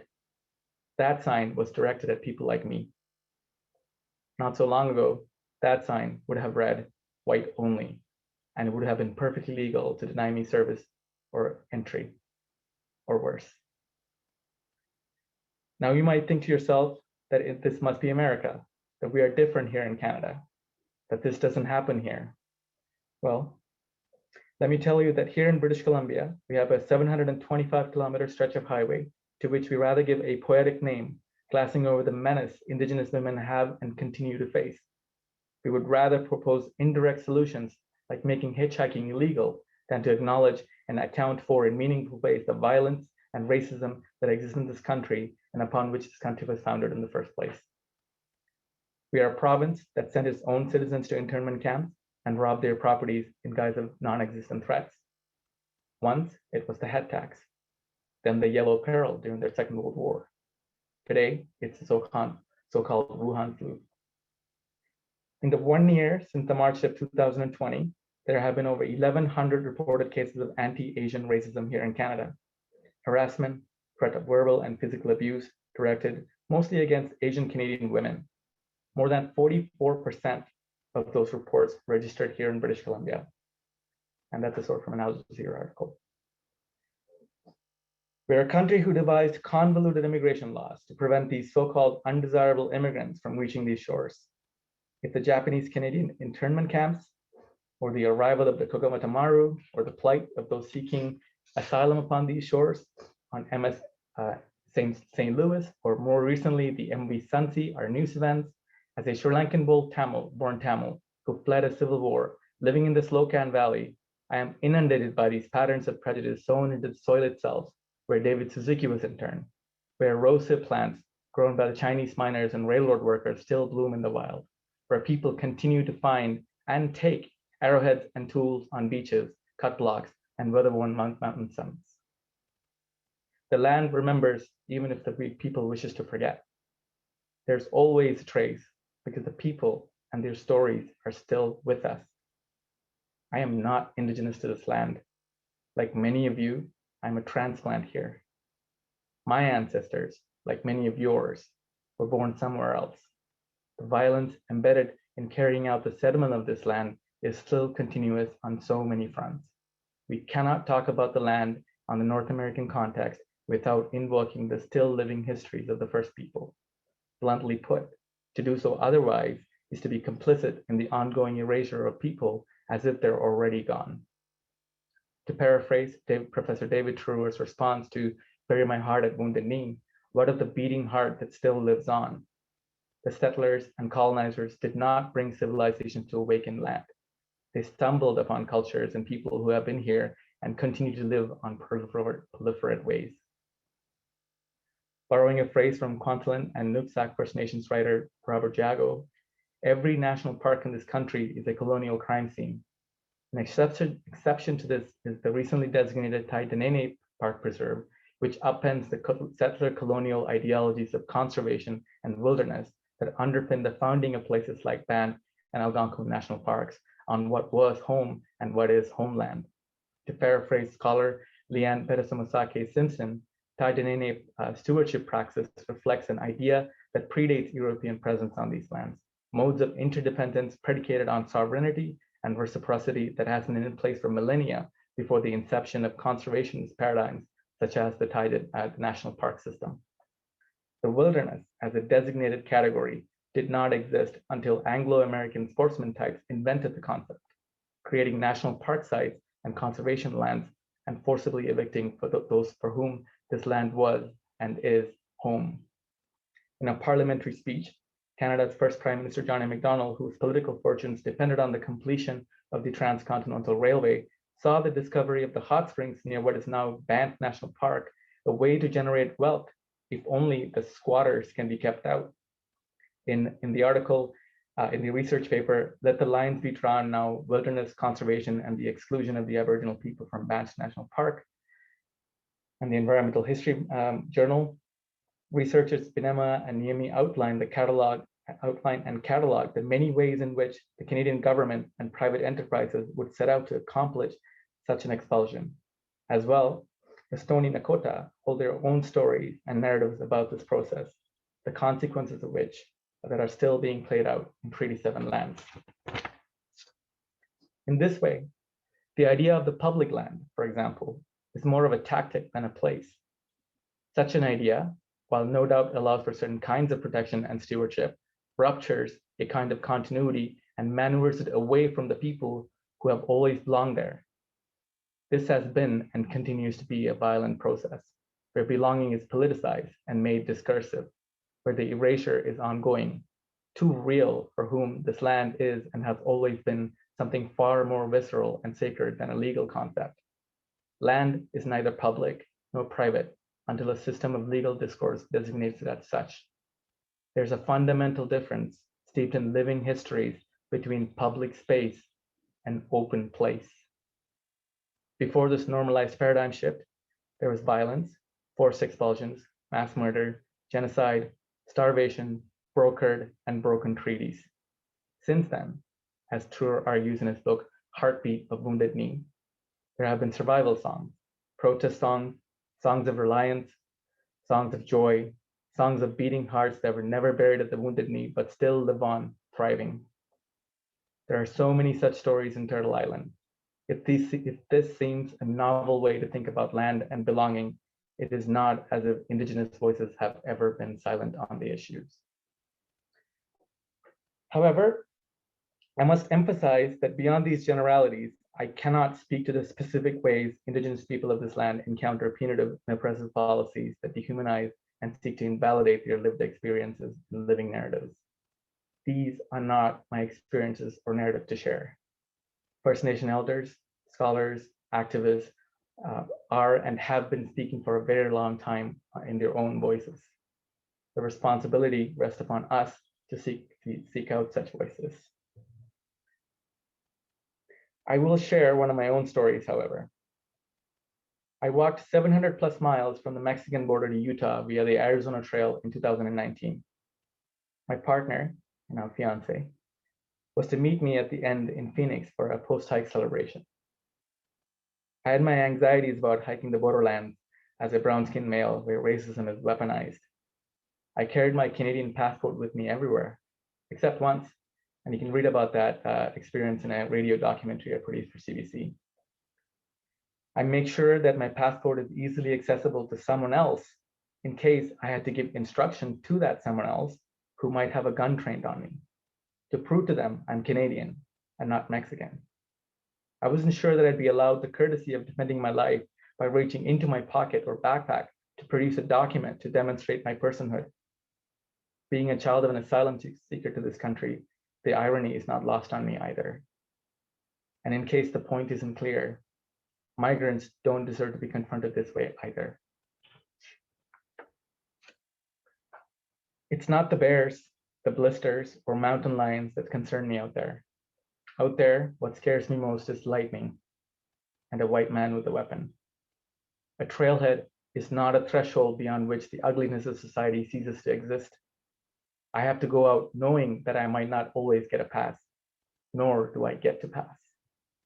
Fun fact, did you know that in Sri Lanka, where my brown gaze is normalized, I'm not considered a person of color? I waited for more than 4 hours for a ride at a busy trailhead with a convenient pullout at the end of my Arizona trail hike. I produced a Canadian flag to make myself seem less threatening. Someone finally stopped, offered to give me a lift to the edge of the nearby town. "You look Navajo," he said to me. "There's a res nearby, and people here won't pick up natives." Clutching that Canadian flag, I felt complicit in this type of dehumanization, ashamed of my own naivete that bigotry would appreciate nuance. Should I have felt lucky that folks chose not to act upon their assumptions about me with consequences worse than just ignoring me by the side of the road? I too sit with that discomfort. He drove me to the edge of town, said I might have better luck. He gave me an apple. He meant well. I waited a few more hours, this time without a flag, in reckless defiance.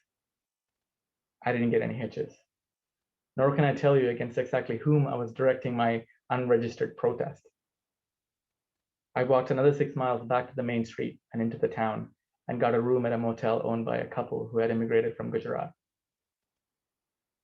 They made me chai and told me they were proud of me for having walked across Arizona, even though they did not know that such a trail existed or what my experiences were in the process of walking it. Once again, there was something unsaid in that vicarious sort of pride, but we didn't talk about it.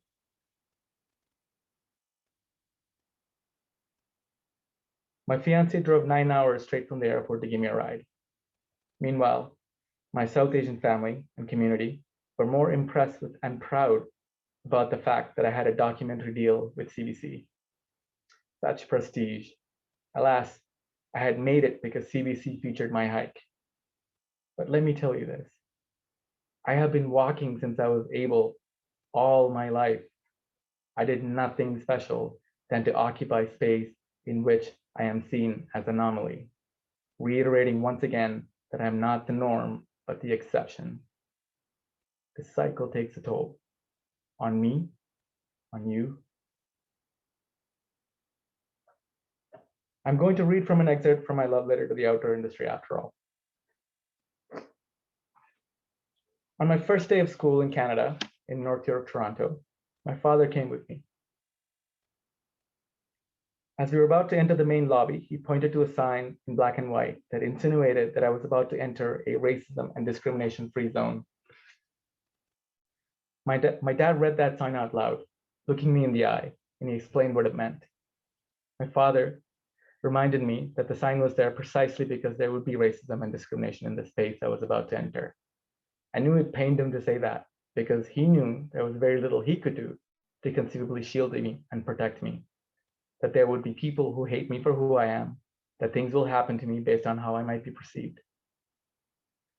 That was my first lesson in absent signifiers, but not my first experience of empty statements that might be good in intent, but ultimately do more to gloss over difficult issues than work to tackle them. You see, the outdoors is like that too, except there are no posted signs about diversity or discrimination. Instead, there are people who tell me there's nothing political or politicized about the outdoors. Leave politics out of it, they tell me. Go outside to escape the politics they offer, hoping to sound helpful or consoling. But the outdoors is not a place I seek to escape my realities. There, I confront them head on. In the outdoors, I am constantly reminded that that which is most personal, most sacred to me, is and has always been political. My politicized body does not bring the politics to the space. The politics are always already there. I don't have the option to leave the politics out of it or treat the wilderness as an escape from politics. I am the embodiment of your politics and mine, and often its target. My health and safety depends on my awareness of this basic fact at all times. I do not have the privilege of escape. Sometimes a self-identified person of color will reach out to me via social media, asking for advice or to have me share experiences with them, and sometimes to air out anxieties about their upcoming hike.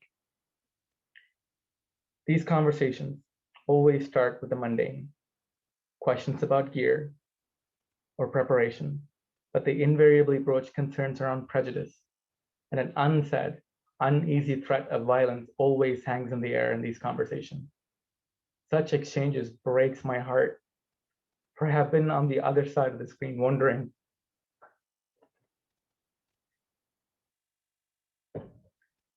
I would like to appease them, tell them unequivocally that there's another side,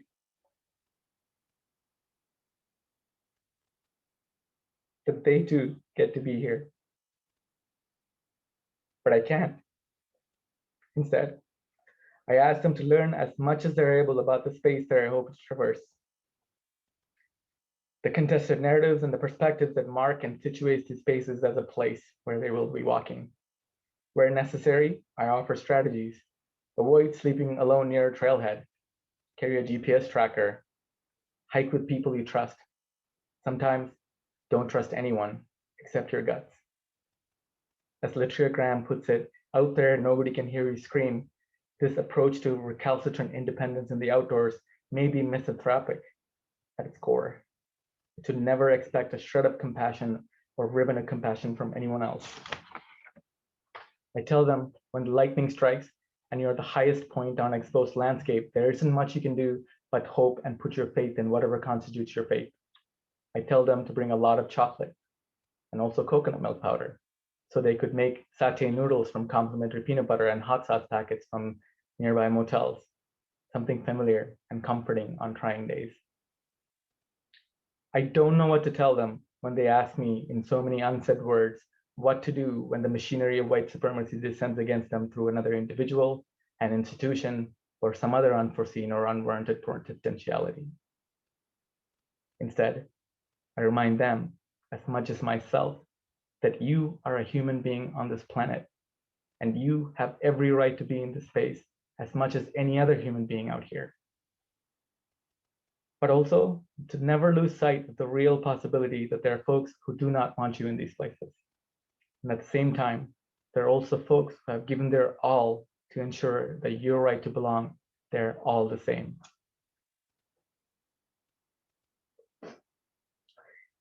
In that vein, I am optimistic.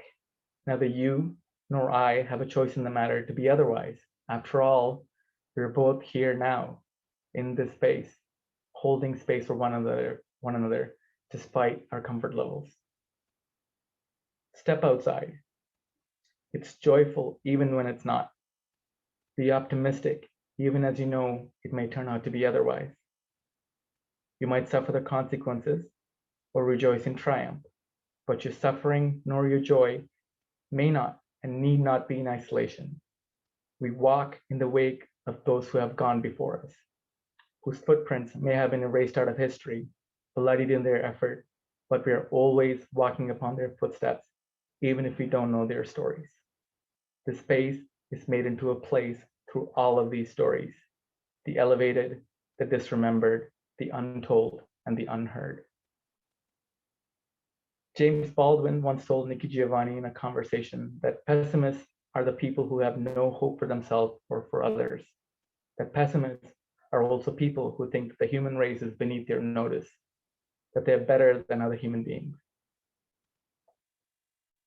So I leave you with these words because I have none better. These are the words of James Baldwin. Love has never been a popular movement. The world is held together. It is held together by the love and the passion of a very few people. Otherwise, of course, you can despair. Walk down the street of any city, any afternoon, and look around you. What you got to remember is what you're looking at is also you. Everyone you're looking at is also you. You could be that person. you could be that monster. You could be that cop. And you have to decide in yourself not to be.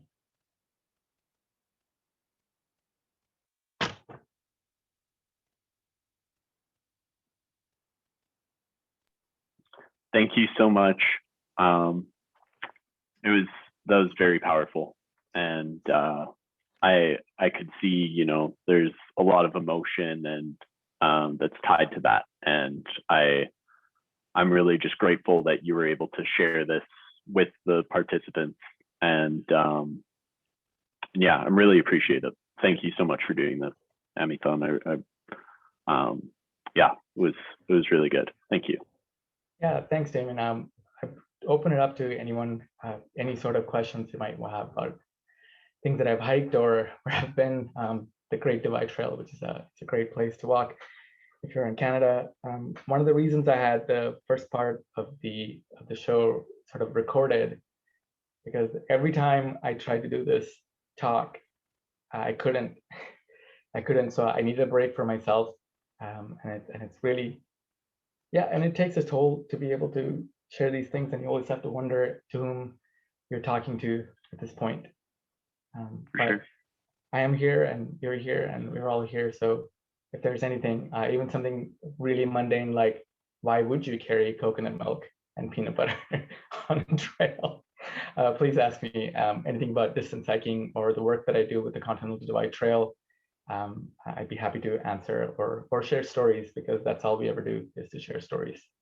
For sure. Yeah, and I've linked your article, the one that you're referring to, the Why I Hike, and I'll just re-enter it in the chat so that everyone has it. But yeah, I just again, like, you know, these are firsthand experiences and stories that need to be shared. And in order to get somewhere and to progress these types of outdoor spaces, outdoor recreation spaces, you know, some people don't understand, you know, and the only thing we can do is educate. And yeah, I just really thank you for kind of positioning yourself today as that educator and kind of sharing. We have a couple comments. Lots of people are just thanking you and saying, you know, so powerful and rich, and talking about how incredible you are. I totally agree. Elder Ruth Adams of the Tsawwassen First Nation wants to share her heartfelt appreciation for your experience and your sharing. Your stories are overwhelmingly touching and makes Elder Ruth feel like she is not alone and must continue with her own work. So thank you. Thank you. And another person named Lavinia, probably butchered that. She says she believes that you've hiked with her friend Bailey, and she mentioned she knows you, and that she lives in Nelson and would love to meet you in person one day. Yeah, I remember Bailey. We briefly crossed each other on the Great Divide Trail. We were both hiking it at the same time, and it was a pretty. I think Bailey was coming down a very scary descent, and I was at the bottom of it and making sure. And it was a touching moment for all involved. But sure, of course. No doubt, that's awesome. Clara asks, do you have a trail name, and what is the story behind it? So first of all, with trail names are tricky because I suppose it's more of an American tradition. At least that's how I came into it when I hiked the Appalachian Trail for the first time. So everyone takes this sort of, you know, an alternative personality, I suppose, when they hike the distance trails. And I was very skeptical, as you know, like I have a fairly unique first name.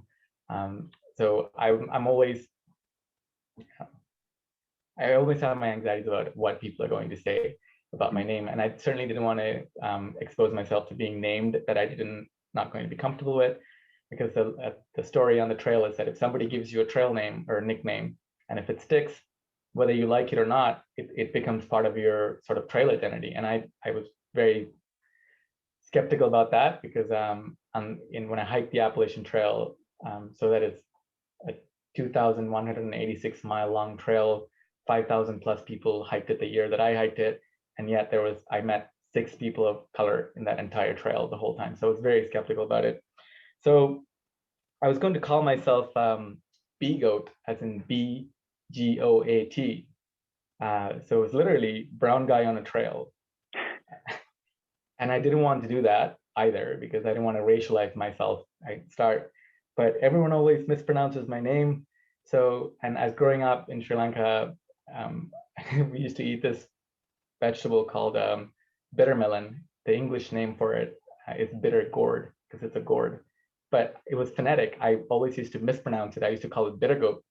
So my trail name just became, instead of B-Goat, bitter goat. That's awesome. It's a cheeky little joke.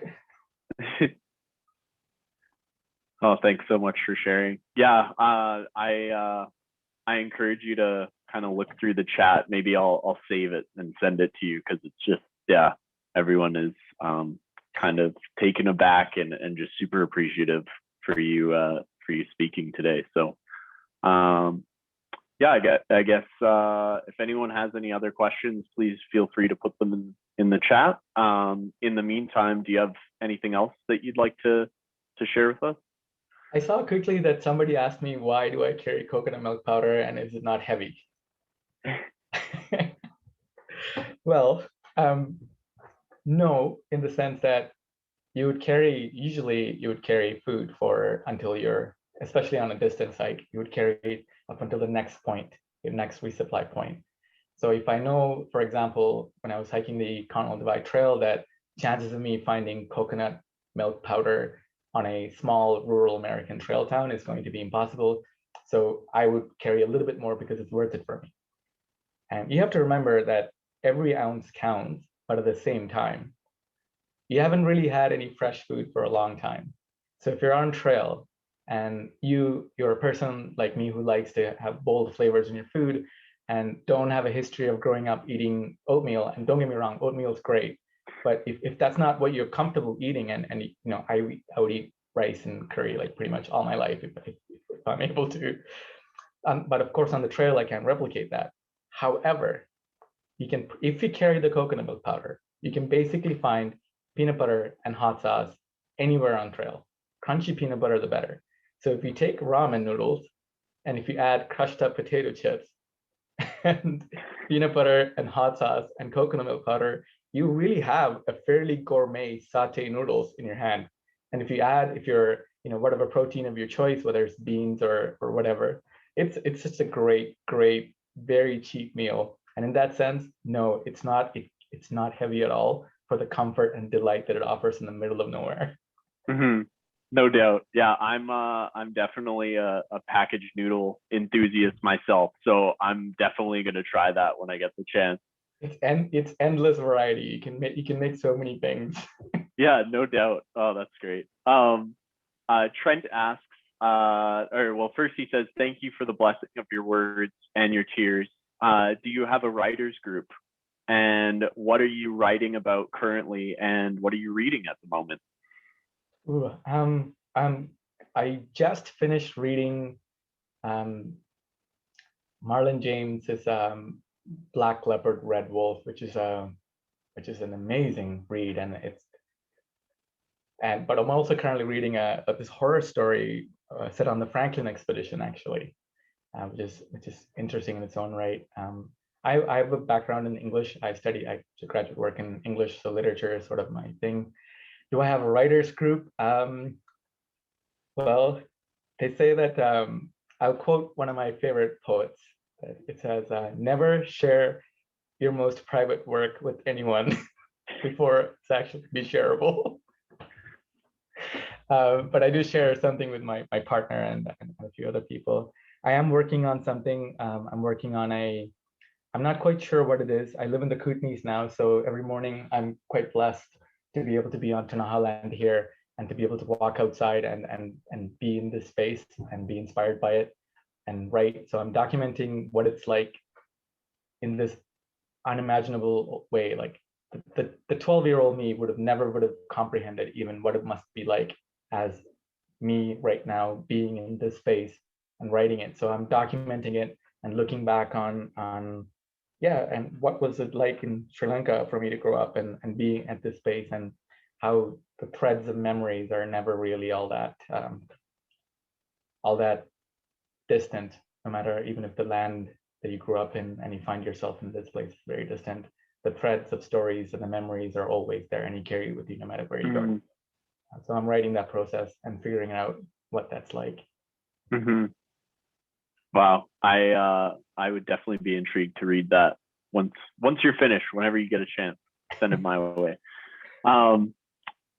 We have a couple other questions. Abby asks, what inspires you to both set out on and then get through these extremely long distance through hikes, and what keeps bringing you back for more? So when I was little, I would intentionally miss my school bus, and I lived about 6 or 7 miles away from, which is a big distance in Sri Lanka. Like, it's a pretty big, because you have to go through, it's never a straight line. But I would intentionally miss my school bus so I could walk home, essentially. I would just love to be able to walk home through the fields, but walking home also meant that you have to go through a couple of military checkpoints. And I hated the idea of being on a bus and then forced to get off the bus, walk through the checkpoint. I just hated that. I wanted a sort of an undisrupted way home in a meandering way as much as possible. So I just loved walking since I was a kid. Coming to Toronto, growing up in Toronto, I didn't have a whole lot. In fact, I forged my dad's signature to join Air Cadets so I can go camping because it just wasn't all that available, right? But what ended up happening was that I tore my Achilles tendon just after grad school, and my physiotherapist told me that I wouldn't be able to walk or play sports. I used to play competitive cricket. And then, I don't know, something clicked, and I told myself I'm going to go hike the Appalachian Trail, even though my prior overnight hiking experience was just 2 days. It's 2 days. And I decided I'm going to go on this 6-month-long journey. And it was amazing because you would be able to, walking is the closest thing that I personally come to meditation. What people think or do when they say meditation, to match your footsteps, your heartbeat to your breath, and then saying yes and saying yes and then saying yes, and you keep going, right? And it's an incredible way to be with yourself without any distractions, especially on a long enough time. And it allows you to be with memory. And that was the thing that I got out of the Appalachian Trail, to walk in that space and to be reminded everywhere you look that how much and how many millions of people over the course of the existence of that space as a space have been on that land as I have been, that I am one more step in the continuity of the human species on this planet, on that space. And that is just an amazing feeling to be. And I'd love to be able to walk, as Candace was saying earlier, like, these were roots, animals made the roots and the people made them. And it's so palpable when you go into these quote unquote wild places, because there's still that.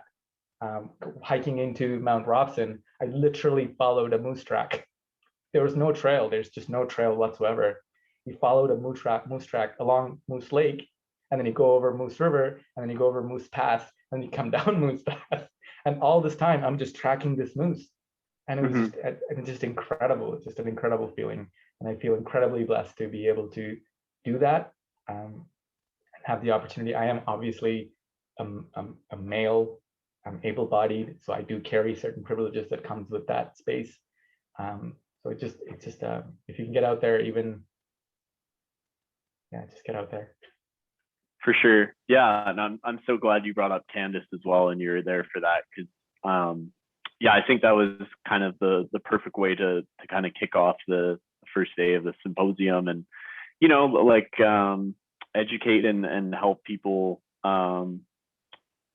get to know that and remember that, you know, this is all of these trails. There were trails beforehand, like since time immemorial, 12,000 plus years ago, and there is, you know, specific usages and, you know, specific types of trails that were attached to, you know, humans or trade or animal migrations. And yeah, it's so important to know that, and know that, you know, not every trail is paved, and not every trail has, you know, gravel. There's many trails out there that have been there for so long, that you know, Indigenous people and nations throughout, you know, British Columbia and Turtle Island can go to and know, you know, this is where my ancestors used to go to do this, to gather, to hunt, and yeah, we need to keep that in mind as, you know, outdoor recreation enthusiasts and as an outdoor, you know, nonprofit as well. It's so important that we share that narrative. But yeah, back to questions. So Clara asks again, what are some of the differences between the trails of the USA and Canada? Most of my distance hiking has been in the States, and recently I hiked across the Great Divide Trail, and did a little bit of time in the East Coast, along the Fundy Coast, and the East Coast Trail, and of course the West Coast Trail. I think in Canada, we have a real opportunity here to, Richard said it better than I can. I think we have a real opportunity here to emulate the type of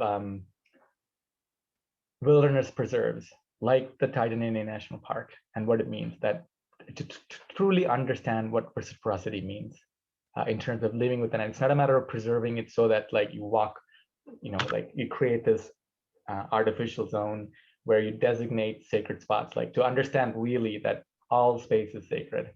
And there are people here who've been practicing that and doing that well before any of us got here in the first place. And there's a real opportunity here in Canada, I think, because in the absence of a National Trail Systems Act, the way it does in the States, which created the big national parks and the trail systems and the funding, et cetera.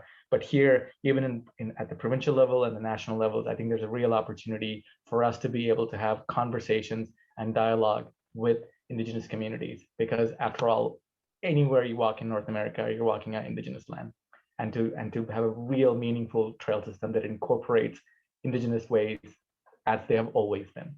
Mm. And that's what I'm hoping for. And I think that the difference that I see here is that some of the trails in the States are fairly well established, and they come with this attendant history that's in some places that is entrenched. And here that we have this idea that we have supposedly vacant, empty land, but no, like what we have are lands that with stories and people, and there's an opportunity to incorporate those stories into the way in which we're going to go out and figure and be there. For sure, yeah, terra nullius, empty lands. Except yeah, it's not, right? Yeah, oh yeah, 100%. It's just those those conventional doctrines, right? So Bonnie asks, the part about the sign conveying that racism wouldn't be tolerated indicated that racism would be present was very poignant. This is something I think about all the time when I'm hiking. Do you have ideas on what trail organizations and or individuals can do to make outdoor spaces less scary and more inviting? I don't know if I have any, categorical answers for this, because it's something that I'm always struggling with. It's, as I said there in my talk, like I go out there knowing otherwise, that I'm lucky a lot of the times. And of course, you develop a sort of instinct and you learn to read people. That's one benefit that comes from it. You learn to read situations. You develop, people call it instinct, but I think that it's sort of a heightened, at least in part, a heightened situational awareness. But it really is up to you, me, and everybody else out there. It really, really is. Like as I said, it is up to you to figure that out. Like there's nobody can provide that solution, because we're not going to wake up tomorrow and we're going to wake up in a racism or discrimination-free world. We just aren't going to.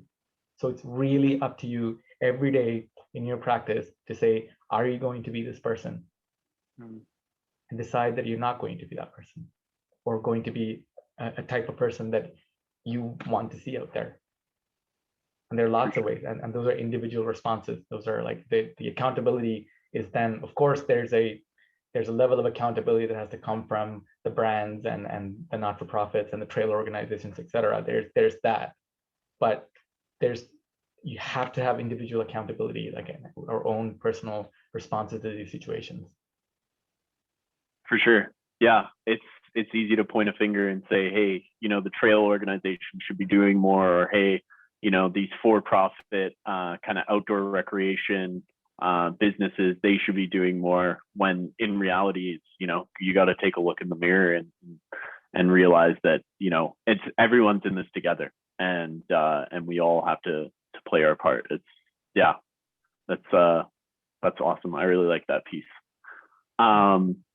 We have Serge. He's one of our board members here at Trails BC, and he says, Amiththan, a profound but yet very sensitive testimony.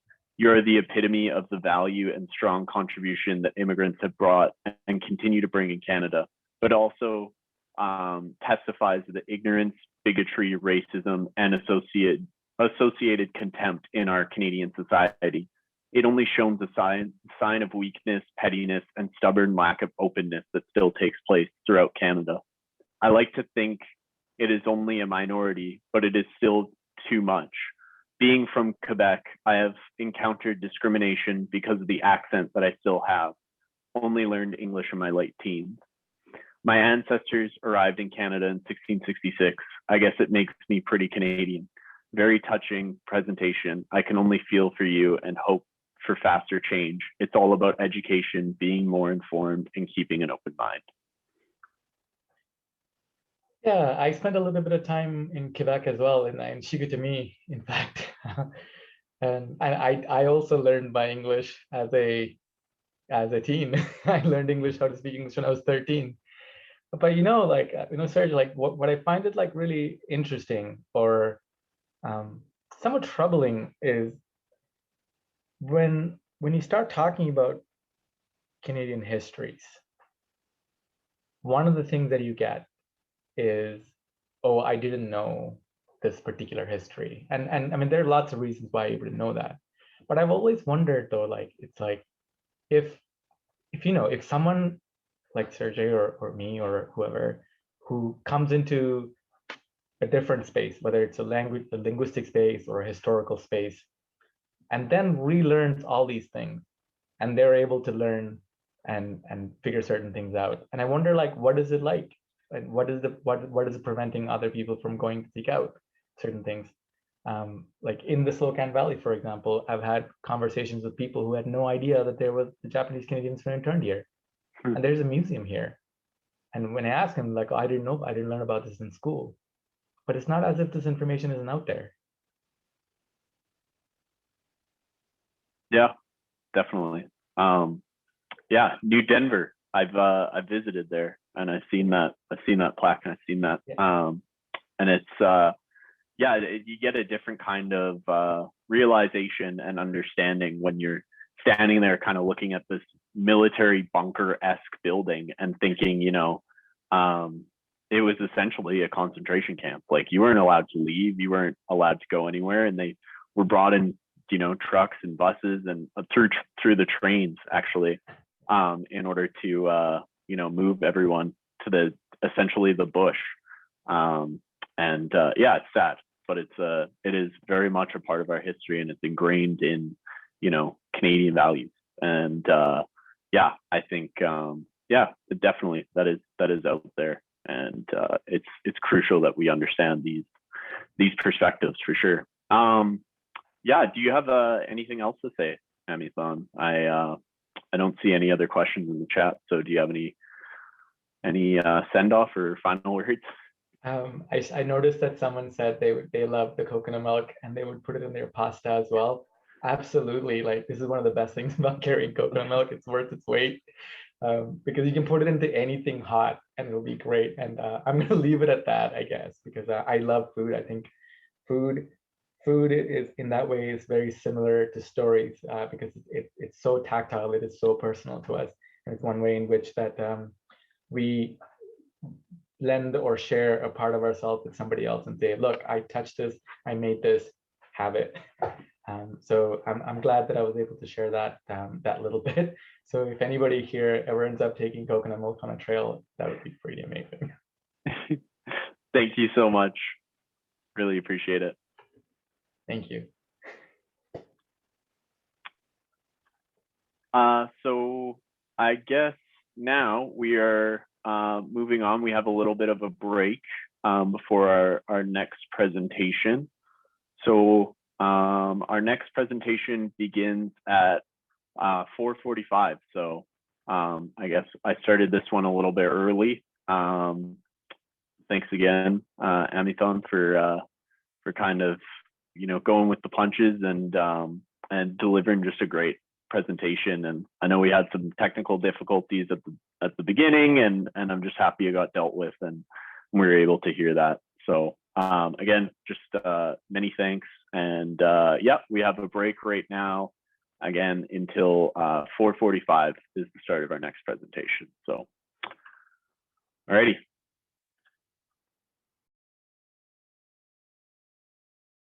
Let me introduce you. Khavin was born and raised in Sacramento. It was there that he cultivated his love for being outside and experiencing nature. He attended the Sacramento City College, and he began his career in early childhood education. He then worked at the Mustard Seed School, an emergency children. There he taught grade 1 to 4 and received his Montessori teaching credential. In 2013, he relocated to Seattle at a Montessori preschool and finished his BA from the Evergreen State College and his master's in education from Antioch University. He is currently working on a doctorate in educational and professional practice, and he has co-founded a business called Ujima Collective in order to not only talk to organizations about anti-racism, but also to give BIPOC professionals the opportunity and resources to become consultants. And just so you know, I think when I was trying to make some time, I looked at and we've got the hashtag nature's so white. So I'm going to turn it over to you, okay? Yeah, thank you. Thank you so much. Really glad to be here. I appreciate the invite. And yeah, Seattle right now is it's wonderful. It's been in the 70s today, and I had a work meeting and I was like, you know what? I'm wearing shorts. I don't care. It is beautiful out. And I wanted to take advantage of that. So I guess I'll jump into it. First, I just want to say that I do not like just verbally vomiting on people. I know that sometimes, you know, when we're in these situations and we're doing these things, like a person talks and then you listen and that's the end of it. But I would encourage you all to write any questions or anything you have within the chat. I will try to answer them as much as I can. And I will also put space or try to leave some space for folks to ask more detailed questions at the end of my presentation. So yeah, just wanted to hold space for that. And you know, I will ask plenty of questions, and I will you know, welcome folks to participate or write their answers into the chat as well, whatever you feel comfortable with. So with that, sorry, I muted myself. I'll get started and share my screen.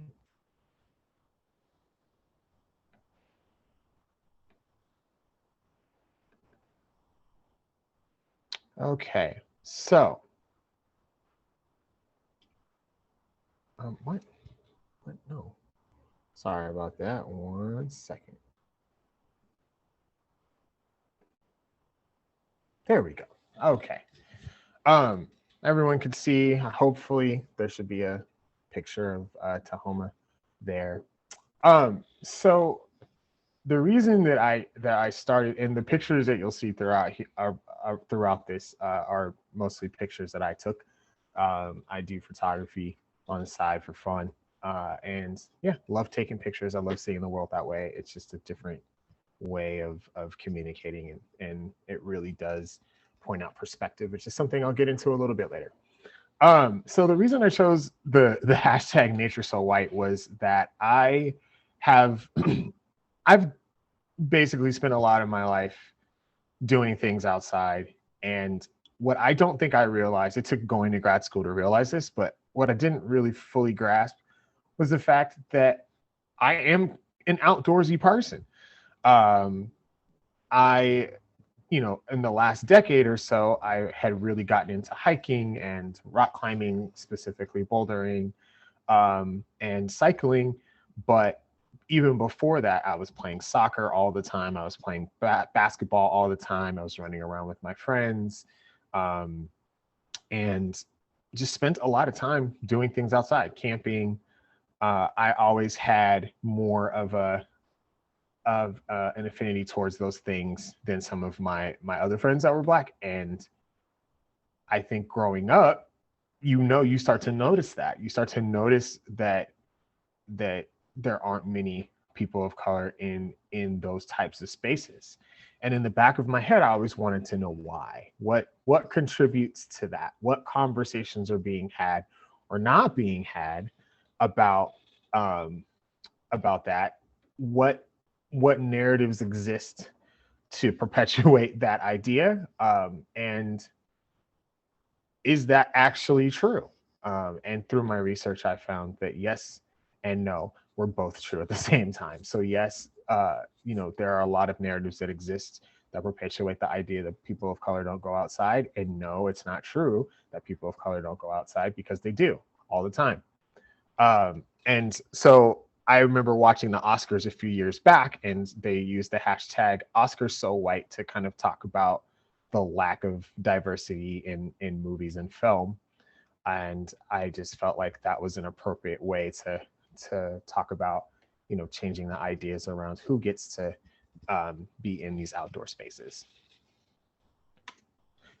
So this is me.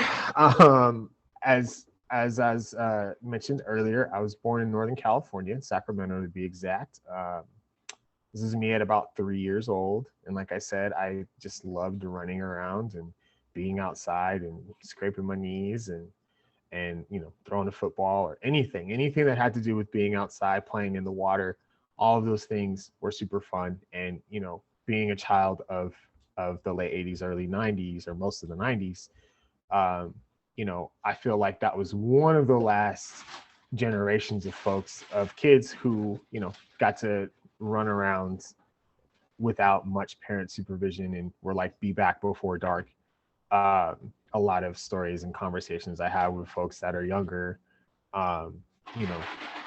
didn't quite have the same type of freedom. And, I think that has its advantages and disadvantages, but that was the time, right? We were also one of the last groups of folks who were born pre-internet and remember what the world was like before that. It's amazing and incredible to me that and I don't know, I'm not that old, but it makes you feel old when there are grown-ups, young grown-ups now who have never lived in a world without the internet. And I think that's just a very interesting way of viewing the world and what it tells us about, where we've moved as a society. as I got a little bit older, I think my mom, in recent conversations with her, I've asked her a lot of questions about being outside, but I think she realized that I just liked to do new adventurous things, and so she sent me away to sleepaway camp. This is I'm on the left, and my best friend, who is still my best friend to this day, is on the right, and we both went to sleepaway camp 2 years in a row. And I'm sorry to interrupt. We actually can't see we could see your screen, but there's not a picture up there. Oh no, really? There we go. Okay. Oh, that was it. Just go back. Just Okay. go back. Yeah. I'll go back. Let's see. Sorry. No, it's okay. It's okay. Thank you for letting know. I will start from the beginning. 1 second to load all of this stuff. And okay, was that? Can you see now? Yes, I can. Thank you. Okay, excellent. So yeah, sleepaway camp.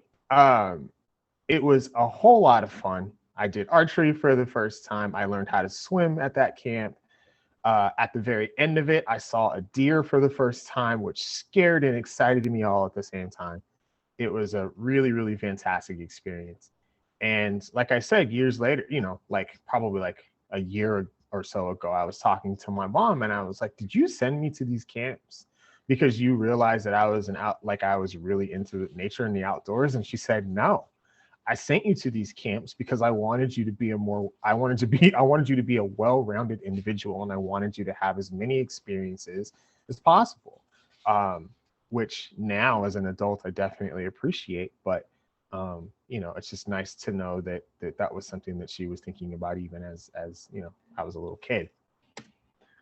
So what I would love for y'all to do is just take a second, just a couple of minutes, and just think about some of your first memories or experiences with the outdoors, positive, negative, neutral, whatever they were. Take a second and I'll just give you probably about a minute. And as we continue to go through the presentation, take some time and just think about this question and how it relates to the things that we talk about. So yeah, just some of your earliest memories or experiences with the outdoors. I'll give you like 1 minute to think about it. If you'd like to share them within the chat so that other folks can see, by all means, please do that. If you want to keep it to yourself, that's perfectly fine too. But I do want to give folks an opportunity to kind of reflect on that. Okay. Is there anyone who would like to share or offer one of their first experiences? Yeah, sure. I could share real quick. So I just put it in the chat. I remember walking this 15-kilometer plus loop with my dad. He lives in Nanaimo on Vancouver Island, and there's this kind of man-made lake and this big loop. I can't remember what it's called. And it was a long distance as a kid. But I used to love it. I used to hate when we started it. And then by the end of it, it'd be nothing but smiles and it'd be, super fun. So definitely kind of those long walks, kind of bonding with my dad. That's some of the earliest experiences I have with the outdoors. Excellent. Is that not the most kid thing ever? Like not liking something in the beginning, and then once you're doing it, you're realizing that this is actually pretty fun. I 100%. Love that. Yeah. Thank you so much for sharing. Is there anyone else that'd like to go? Yeah, just so you know, there's quite a few here in the chat. And excellent. The first one is walking to school from. Okay. Excellent. Jane was running the trails, playing hide and seek, trying to learn to whistle with grass. That's always a fun that I remember doing that as a kid too, and failing miserably every single time. I've ever tried to whistle with grass. Yeah, Have to yeah. go practice. Mhm. Loretta says, I went to Tim Hortons camp for kids near Calgary and enjoyed it. Do you happen to know what Tim happened? Yeah, it's a coffee shop, right? Okay. Yeah. I've been to Vancouver a couple of times, Okay. and have been exposed to the goodness of Tim Hortons. So Okay, excellent. Okay, Laura wrote, it was non-negotiable.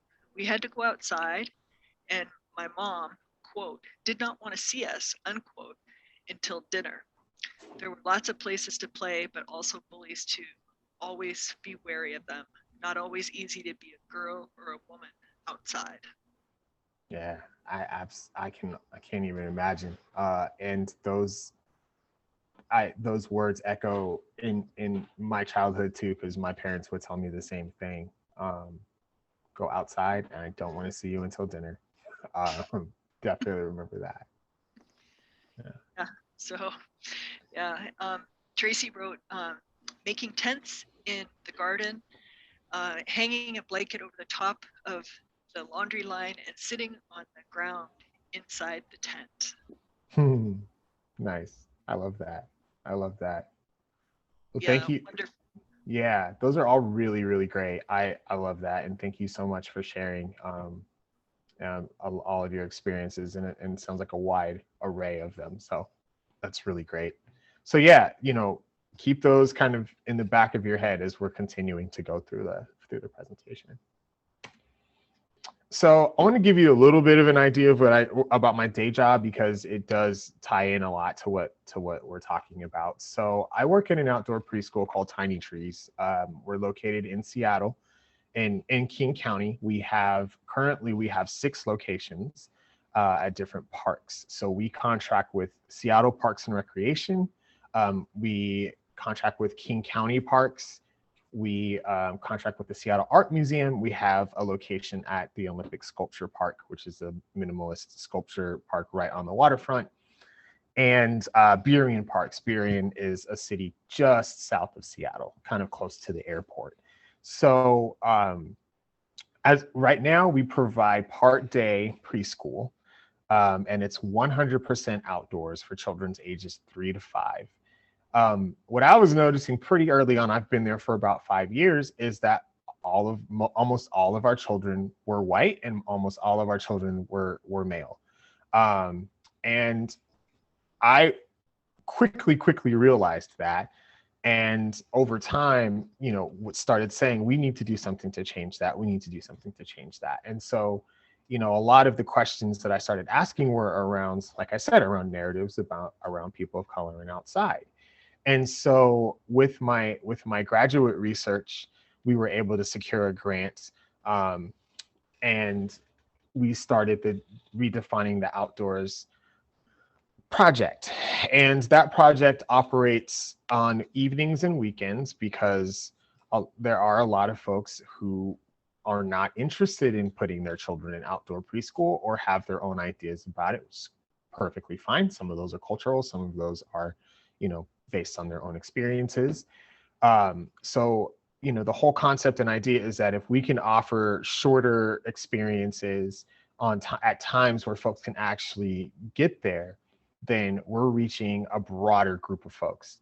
And reaching a broader group of folks and getting them outside to do some fun stuff is really at the heart of what we're doing. So the picture on the left is of a nighttime scavenger hunt that we did. That was a lot of fun. The picture on the right was a stone soup event that we did in partnership with the community garden. Can you not see my pictures again? Yeah, Gavin, I'm sorry.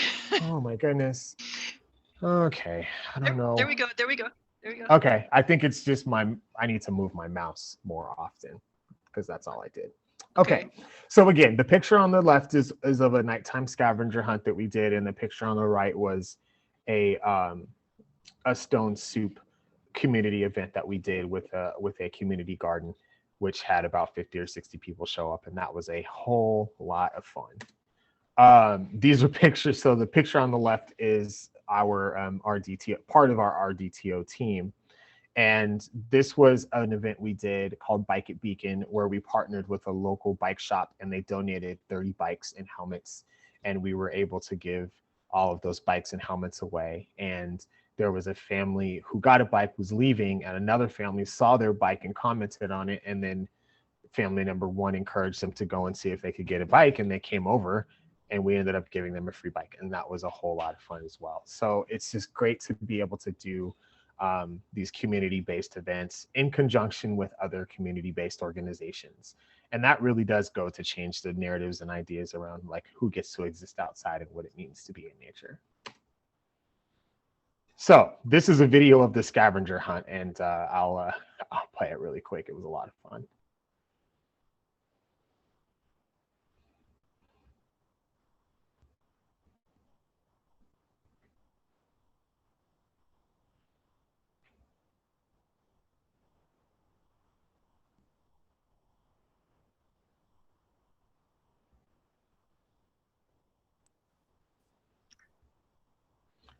So those lanterns were actually made from tea lights and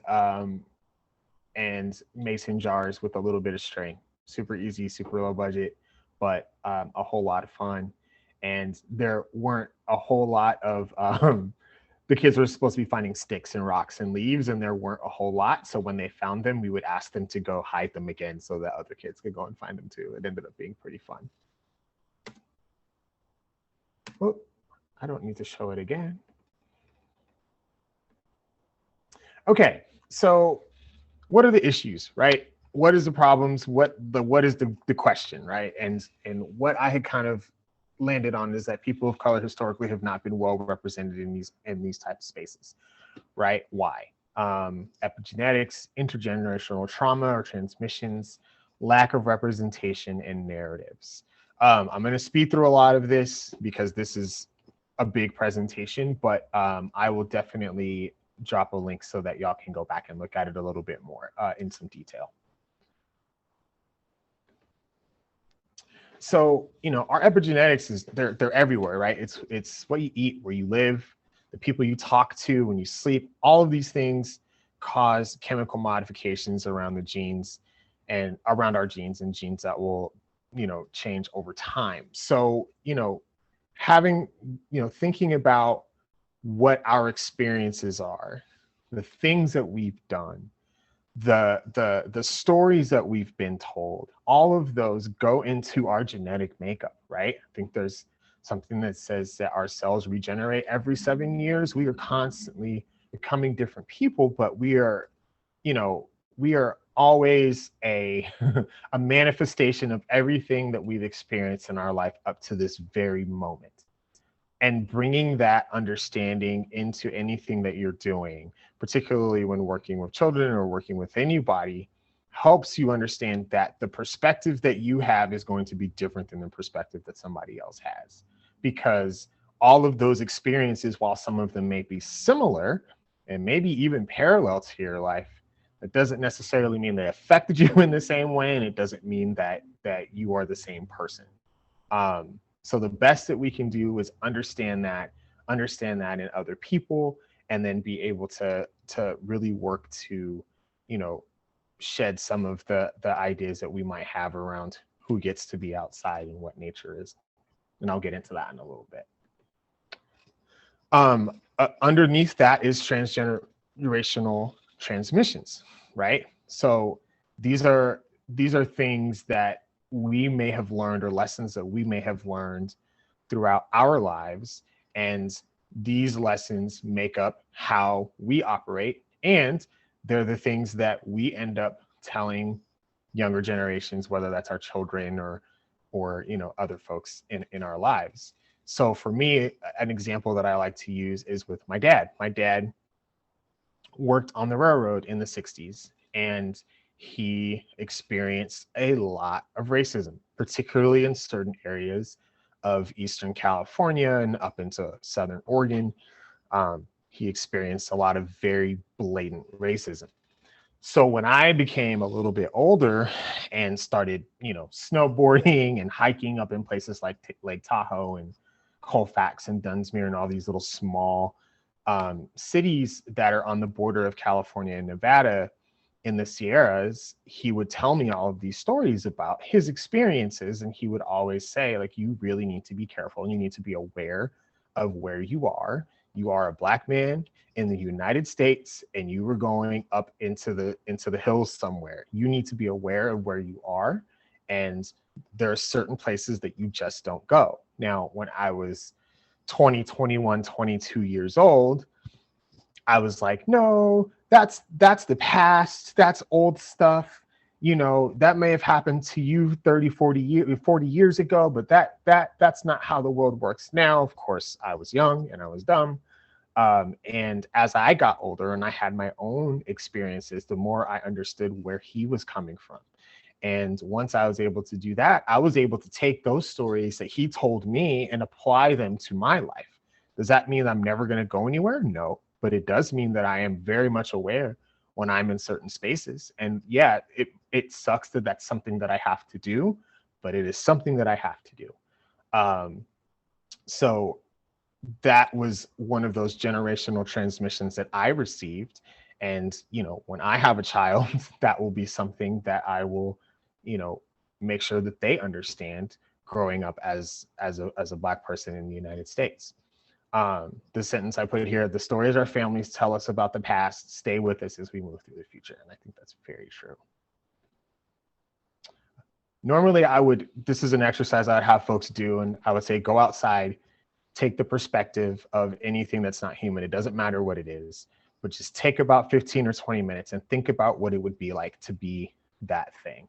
And then we come back in and we share. And one of the reasons I like to do that, because it points out the fact that, like, there are so many different perspectives just being outside of wherever you are, even inside wherever you are. There's a really fun kind of absurdist podcast called Everything is Alive.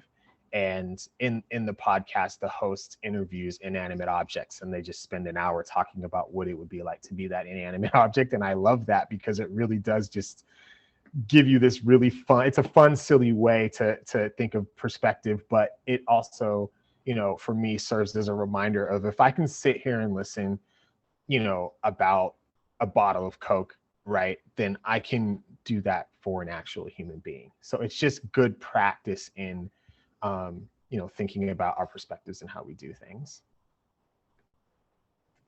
So the next piece is representation.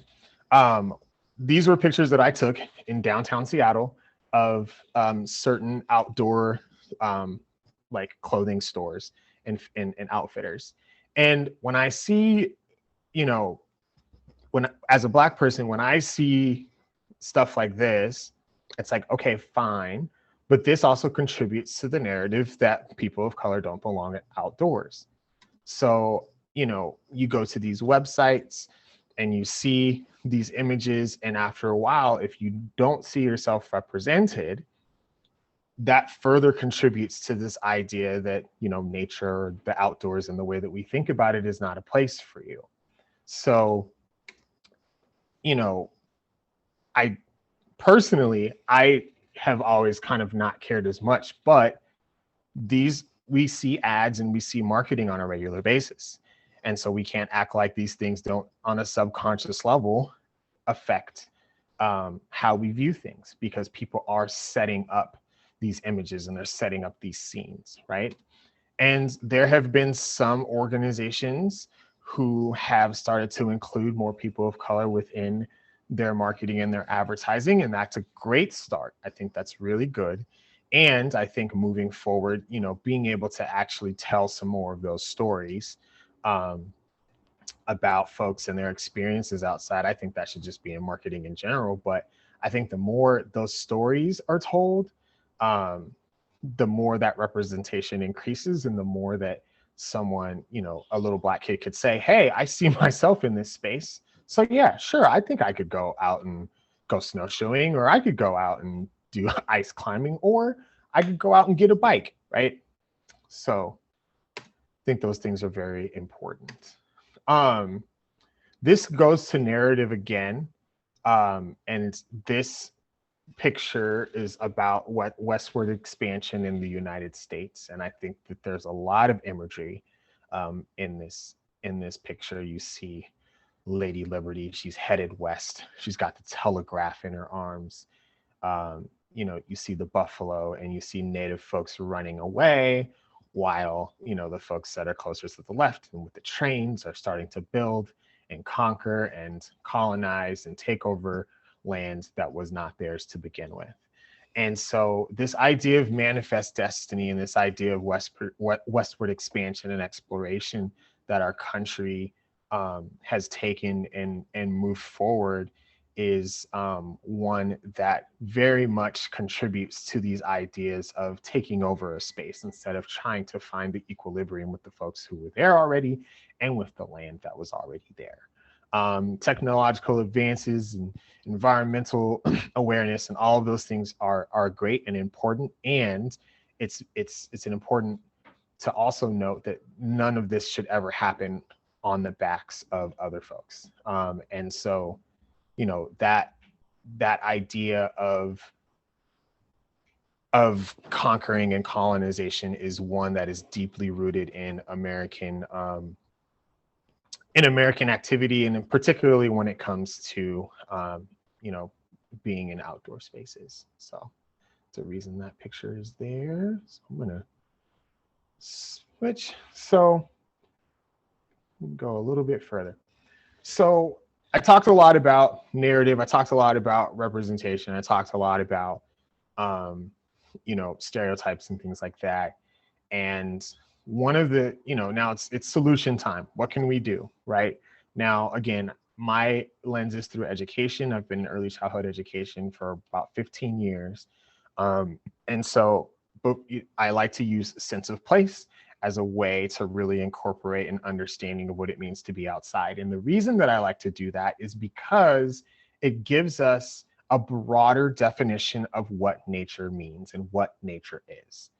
I think a lot of times when we think about the great outdoors, we think about the things that I brought up earlier, right? Climbing and fishing and cycling and hunting and birding. And there are so many things that are associated with being outside, when the truth is you are in nature wherever you are. A place, a home, or a church, or a gas station, any of those things, that's how humans have learned to interact with the environment, for better or for worse, right? A bird building a nest, a beaver building a dam, a bear finding a den to hibernate in, those are those ways that those animals have found a way to interact with the environment, right? They might look different in a lot of ways, but the premise is exactly the same. Because of that, me sitting out on my balcony with my friends, drinking a beer and watching a basketball game is just as important to the definition of nature as me climbing Mount St. Helens, right?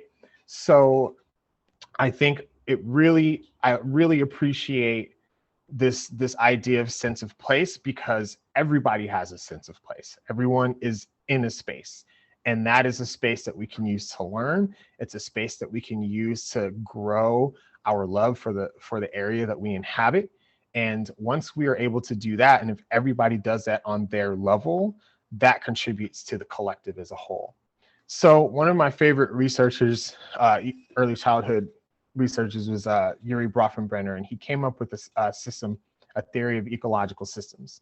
And so each system, you can think of it as like a smaller circle and then a larger concentric circle on the outside of that, and they kind of get bigger and bigger and bigger, right?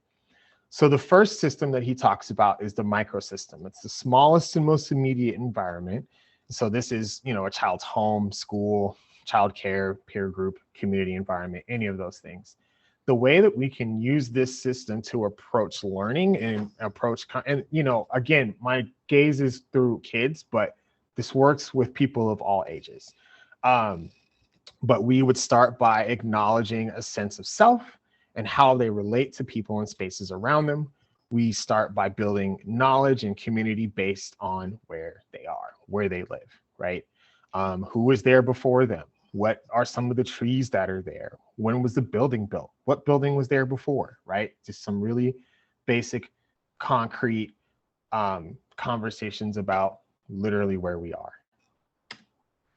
So the next system moving out would be the mesosystem.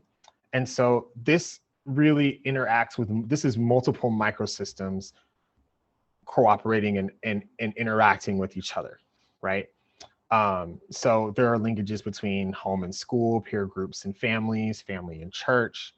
And so the way that we can use this system as, you know, as an educator, or whenever we're having conversations about what it means to be outside, we point out these connections with folks, right? And as their time goes on, we bring those elements into the classroom or into whatever conversation that we're having, as well as going to those spaces, right?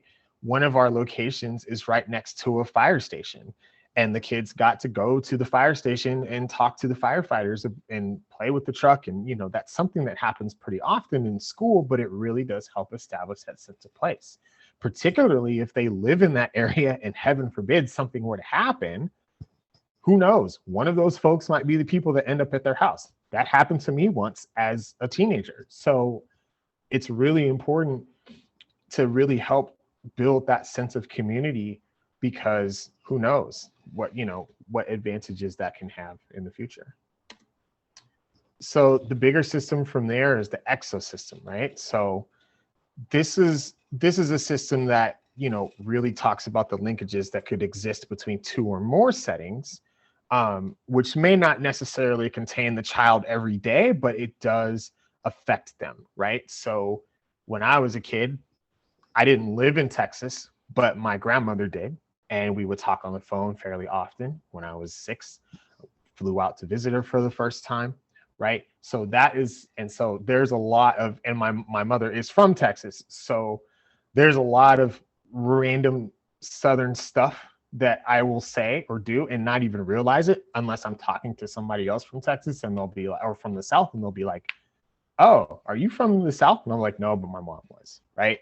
So that's an exosystem that really did affect me as a child, you know, in a lot of positive ways as we grow up, as, you know, as I grew up. So we use that approach to ensure that children in our care are safe and loved and thriving. So we talk with families and listen to what they're saying about external influences, and those things can really inform our relationships with our students or with whoever we're working with, right? I always tell parents, you know, if your kid didn't nap the night before or didn't sleep very well the night before, let me know, because that lets me know what I'm in for the day as far as where their energy level might be, right? Having those conversations and working with families, you know, within the realm of education is something that really helps. And, you know, the exosystem really informs on a lot of that. So the macro system is the biggest and most distant, right? It's a collection of people and places to the child that still exercise really a whole lot of influence, right? So these are things that are a little bit more abstract: cultural patterns, values, political beliefs, ideas, and views. And that really does affect child development. And it also, again, it affects how we as adults move through the world, right? So once we've used the exosystem approach, we can really use that to affect the macro system positively and affect those ideas, right? And this manifests as, like I said, it can manifest as reaching out to families to bring in some of their culture into a class space, and that enriches community, but it builds representation. We talked about representation earlier and how important that is, particularly for kids of color, and particularly for kids of color as it relates to doing anything within outdoor spaces. So what can we do moving forward? You know, these are some things that we can talk about, and there's some questions that you can ask yourself, right? So number one, do people have images that present counter narratives about being outdoors? Be prepared to get uncomfortable. These conversations, you know, I think I heard someone mention earlier about, you know, having some board pushback. Pushback is good because that means that people are listening. And when they're listening, they get uncomfortable. And when they get uncomfortable, they push back. So being able to sit in that discomfort and really take the time to listen and let it marinate, as opposed to just saying, yeah, okay, and then doing the same thing. That's, you know, that discomfort is one of the first steps to affecting actual change. When you are putting together any kind of outdoor activities, ask yourself, who is this excluding? Who is this leaving out? Is this a homogenous group of people? Is that something that I want? If it's not, how do I make it more diverse, right? do your research, talk to folks. Google is free. Really just when you are moving forward with any kind of activity, just make sure it's well thought out and you know, you've asked some of the other questions, right? And that brings us to the next one, which means when you were doing any of this work, you are going to fuck up, and that's okay. Own your mistakes, move forward, do better next time. That's all most folks of color want you to do, is do the best that you can. If you make a mistake, if someone calls you out or calls you in, as people like to say, own that, accept it, apologize, do better. That's the best thing that you can do. Because when you move past that, you end up making it about yourself, and that's not what we're trying to do within this space.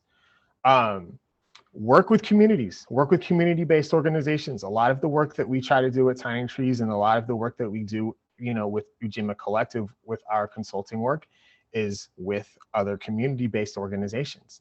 So ask them what their barriers are, listen, and use that information for co-creation and not just what you think is a good idea. Respect the spirit of the place that you're in. Learn the Indigenous history of your space. I think a lot of folks are starting to do that now, and I think it's fantastic. And last but definitely not least, I would say get yourself or your staff into anti-racism training as soon as humanly possible, because not only is it going to help you realize some of the ways that you're operating that can be changed or that are rooted in white supremacy, you can also use that. It just really helps you communicate better. It helps you do your jobs better. And I think at the end of the day, that's going to improve everyone's lives, right? And be ready. Another one I'm going to add is be ready to make fundamental, foundational changes within your organization, because that's what it takes for change to actually happen.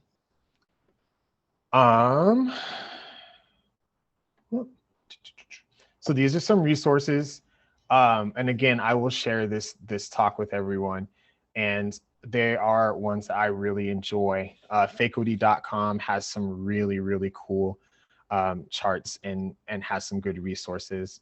Rural Rent Duwamish is an organization that pays the Duwamish, and that's here in Seattle. But yeah, these are some of the resources that I like. And again, if you have any more, you know, questions or research that you want to do on your own, by all means, please reach out and I'll see what I can do. Again, more resources, and I will definitely share this. And that is it. I don't know how much time is left, but whatever there is, I would love to take some questions or have some more, have any more conversation. Thank you so much, Khavin. I really, I think I just said something like, well, we didn't bring you on to have you teach us, but you just schooled us. Schooled me. I'm still trying to figure out how to turn on my video. Okay. Here we go. All right. For those of you who do have questions, I just have to tell you right now, I'm actually, I don't know if it's just because I'm a woman or what the deal is, but you know, I don't want to get all talking, but I'm actually really uncomfortable looking at all these black squares and names. But to be honest, you know, we talked about it as a team, and we were really concerned that we would end up having some issues, right? You know, I don't know what people feel about that, but I just want to say that that's why we decided to have these black squares. But isn't it ironic to just have black squares? Mm-hmm. Mm-hmm. I'd love to turn on all the squares. Who we are, right? Mm-hmm. Because I know for me, when I'm often listening to radio or you know, I would imagine someone who's speaking to not be a person of color. You know, I just grew up with it. I grew up with it. So it's great that now I have switch happening in my life, and I don't assume that it's a person of color. Yeah. Yeah. I'm 56, right? Mm-hmm. So Mm-hmm. I am.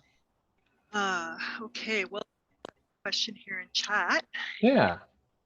and one of them is, what advice would you give to other emerging scholars?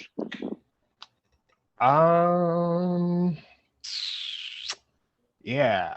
I wonder if there's a little bit more context to that question, because I'd love to answer it in a way that's meaningful to you. So yeah. Can you read the chat, or Yeah. I see the question. It says, what advice would you give to other emerging scholars? So I guess within the context of education at all levels, I would just say, and this is, I hope I'm not oversimplifying, but believe what people tell you and understand that your perspective is not everybody else's. I think there are a lot of truths, or a lot of things that we hold to be universal truths, and a lot of understandings. And while those hold true for some of us, they don't hold true for other folks. And I think if you can hold that and continue to be reflective, that's the other thing that I would say. Continue self-reflection.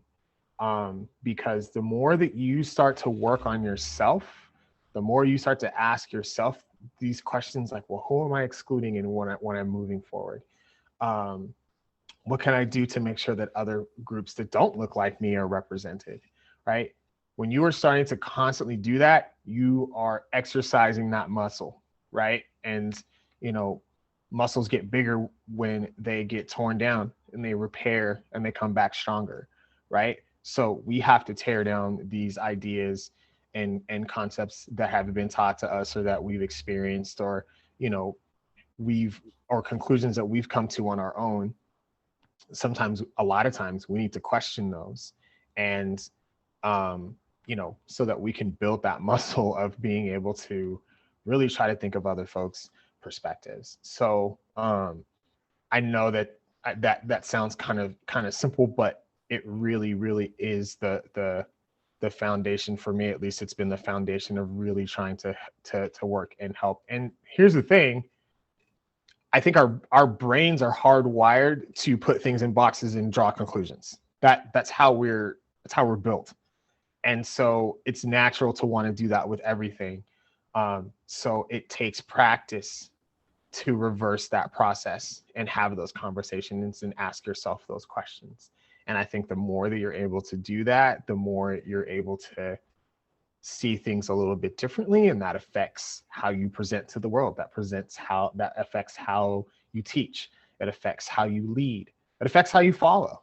It affects all of these different aspects of your life. So, and I think that a lot of that also comes from just trying to learn about folks as much as you possibly can. So, that was a very long way of answering that question, but yeah, I think that's how I would answer it. Okay, that's great, Khavin. And she said that's exactly what she was looking for. Very helpful. So, Frank has a question. He wrote, I find your approach to sense of place interesting, and it's new to me in comparison to how I've heard of it before. How do you help build sense of place with people, or even placemaking? Sure.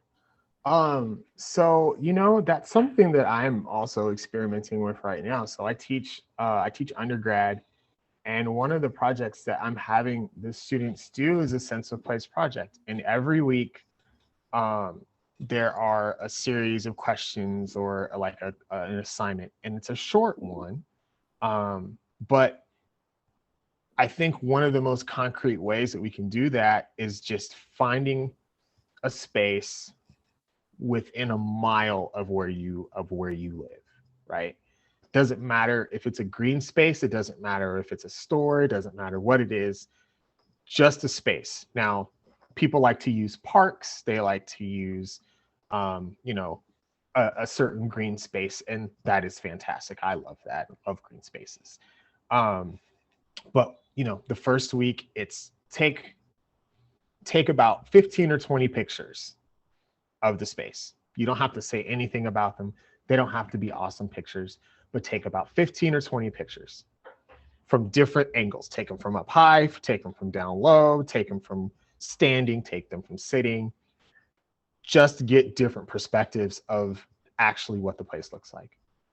The next week is do some research, find 3 plants or trees that are native, or animals that are native to that space, right? So if you see a certain type of tree, try to figure out what that is. If there are, you know, you see a bunch of salal, figure out what that is, right? If you see a song sparrow or a black-capped chickadee, figure out what that is. If you hear a sound, a bird sound, try to figure out what that is. And there are a lot of apps to help with that. So, you know, that's another one. Another thing is what I was talking about earlier. Pick one thing, take the perspective of that thing, and just sit in the space of that thing for 20 minutes, right? Let's say it's a mushroom. How big is this mushroom? Where is this mushroom going from? If you were the size of that mushroom, what would you see? What would your mycelium feel, right? What kind of animals might be wanting to take shelter underneath you or eat you? Or what is your lifespan like? What do you think you'll see within your lifespan? What do you think it would feel like for your cat to just go up and up? How does the wind feel on your gills, right? All of these little thoughts or questions about what it would be like to be a mushroom. And, you know, again, it's kind of a silly way of doing it sometimes, but it really does help you gain a different type of perspective. And the more you're able to gain that perspective within your place and within your sense of place, the more you start to understand and even appreciate, even if it's a place that you don't particularly love, you will start to respect it and appreciate it because you're starting to learn about it and you know things when you are going through and when you see them, right? There is something to be said about going to a space and not having to focus on that, but I think that is what we do 95% of the time in our lives, right? We go on a walk, we drive by a place, we ride our bike by a place, we don't think about it, right? I mean, I don't know if anyone else has ever experienced this, but there will be times where I will be on the train or I'll drive somewhere, but then another time I will walk that same route, and just being on foot makes me see things that I've never seen before. Oh man, I didn't know that tree was there. I didn't know that there was a house right there. Oh man, this is really cool, right? You just start seeing these things that you didn't notice before because you were zipping by them so fast. And so this is taking that idea and slowing it down even more so that you can build a sense of understanding with the space that you inhabit, that you live, that you walk and drive through and live in on a regular basis. And whenever you're able to do that and you're able to cultivate that, you want to, there's something, I don't know what it is, but there's something kind of innate in wanting to protect it and wanting to let people know about it. And you feel a sense of like, it's not ownership, it's cohesion, it's equilibrium, it's homeostasis, whatever words you want to use. It helps you become more in tune with it. And that is that self-reflective work that really helps when you're working with other folks too. Well, I took notes there about thinking. Yeah, so just feel free, anyone, to put, oh, somebody's got some stuff coming in. I actually love that you suggested an app about birds, so I'll put my favorite bird app in that I've been using since the pandemic. And I really do think, I just have to say that I live in a very small town in BC. It's called Greenwood, and it's actually the smallest city in Canada, and the Trans-Canada Trail runs through it. And we here were home to the first site where the Japanese Canadians were via train from Vancouver. And so I just have to say that this COVID is a silver lining for me, because I don't have to travel to listen to these lectures or to these sessions or that sort of thing. And I don't know what would have happened, you know, whatever happened with George Floyd, for instance, you know, the technology, it needed the technology with the camera and everything. It's like, it's, we're moving forward in our society. And so it gives me hope. So it really gives me hope. Trent has a question about, are there any workbooks that you recommend?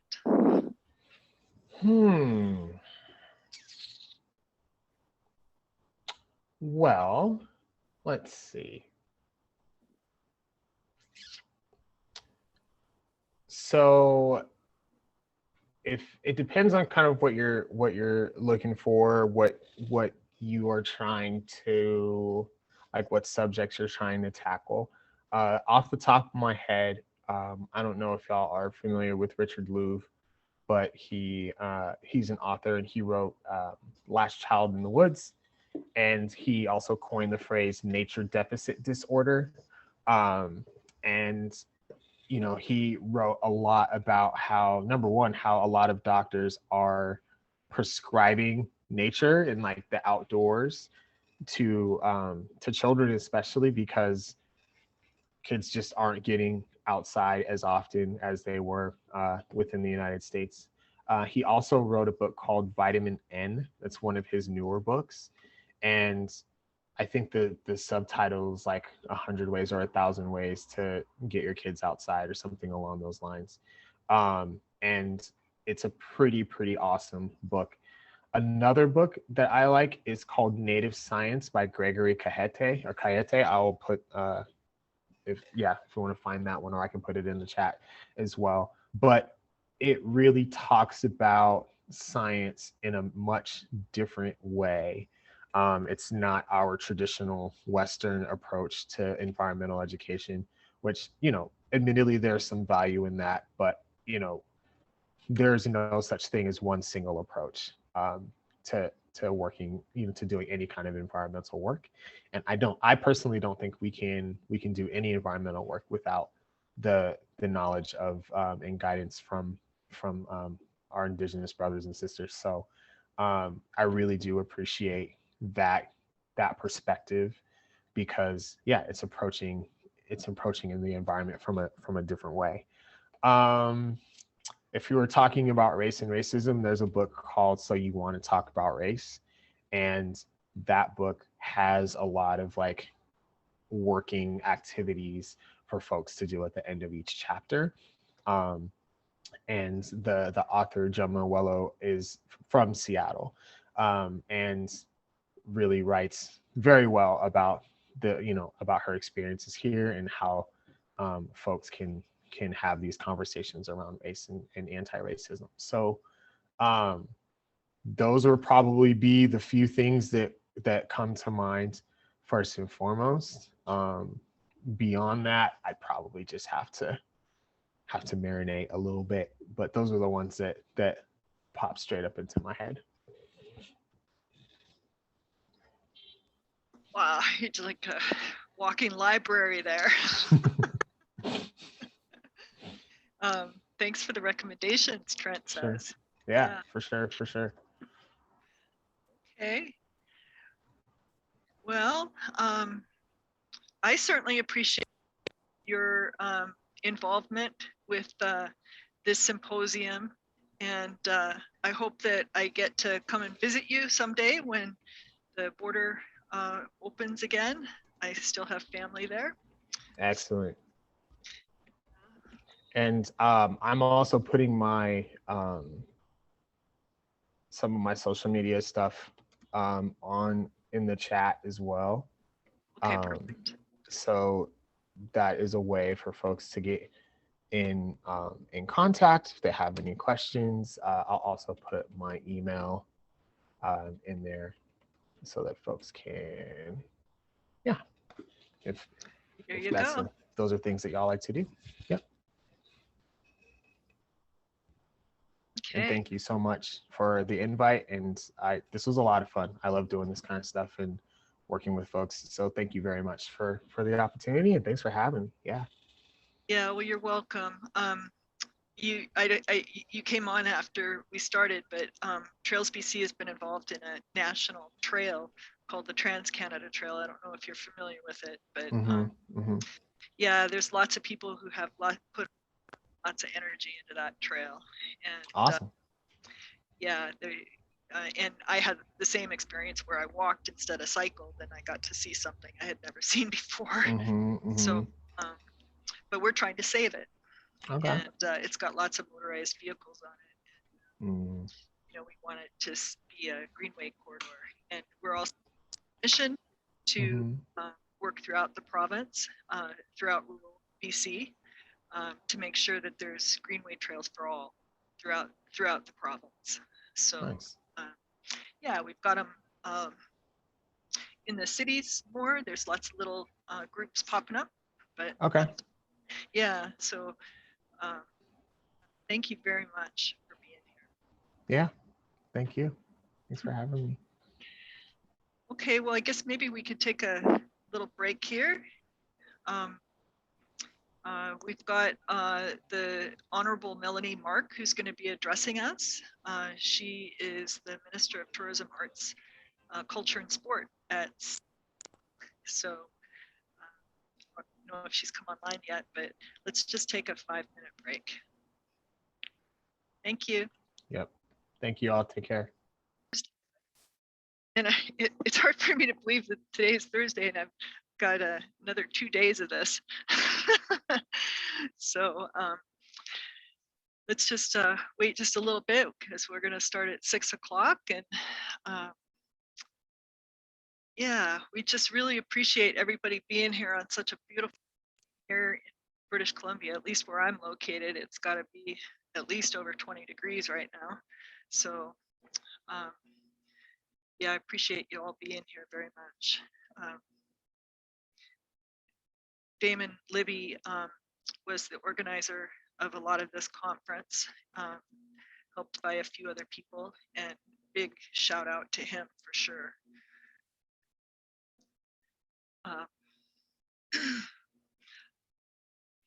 Welcome to the 2021 BC Trails Symposium. I'm sure hoping that in 2022, we're going to be able to do this in person. So we wanted to do this last year at Thompson River, Okanagan. And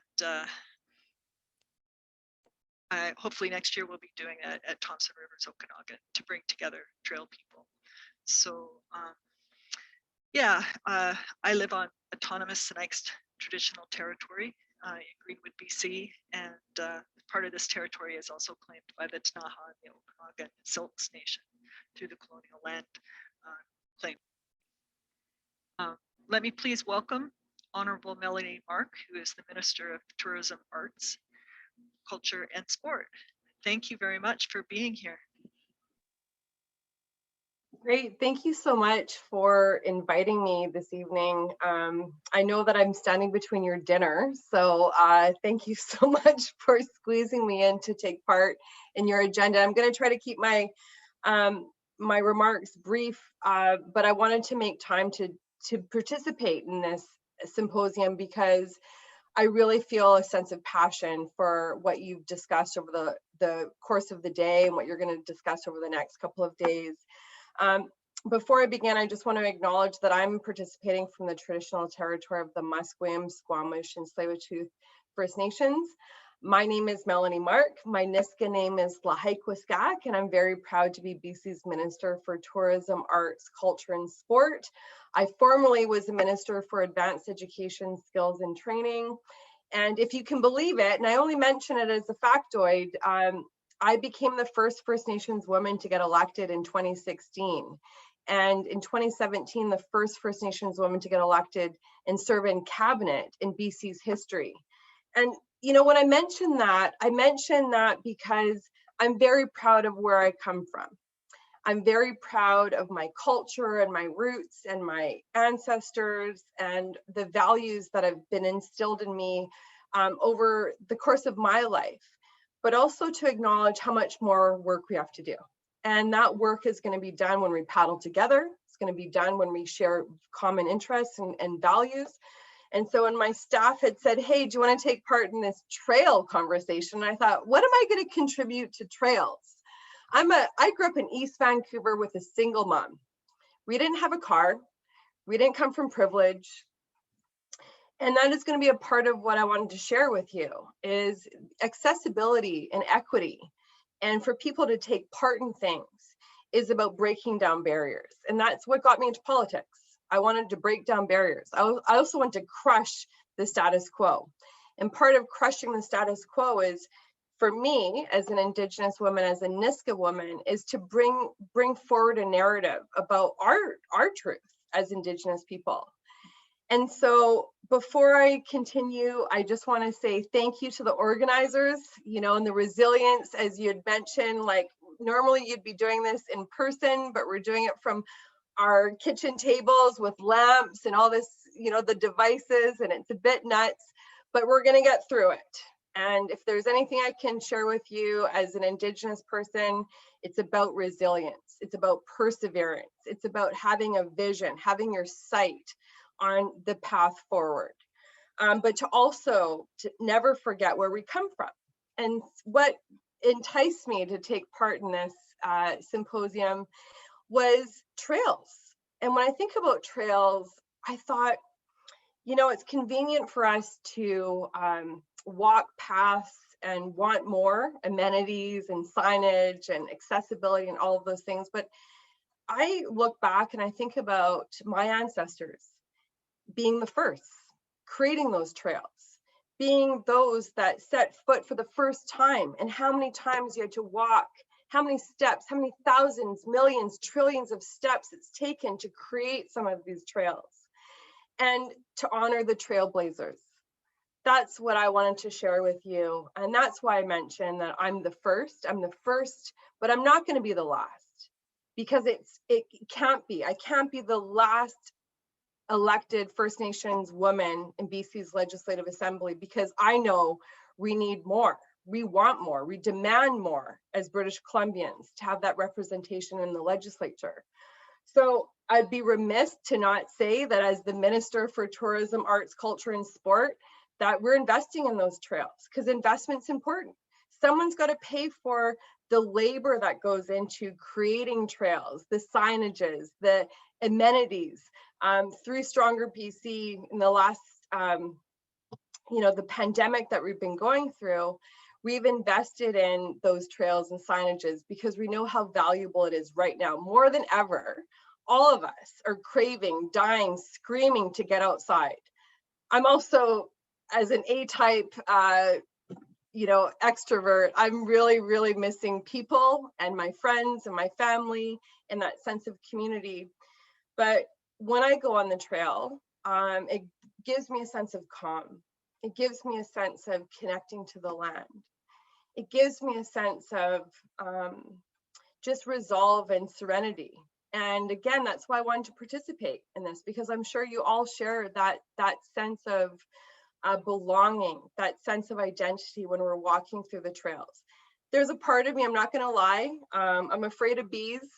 When I was creek hiking up in the Kootenays back when I was a kid, I stepped in a yellow jacket hornet's nest and I got stung 75 times.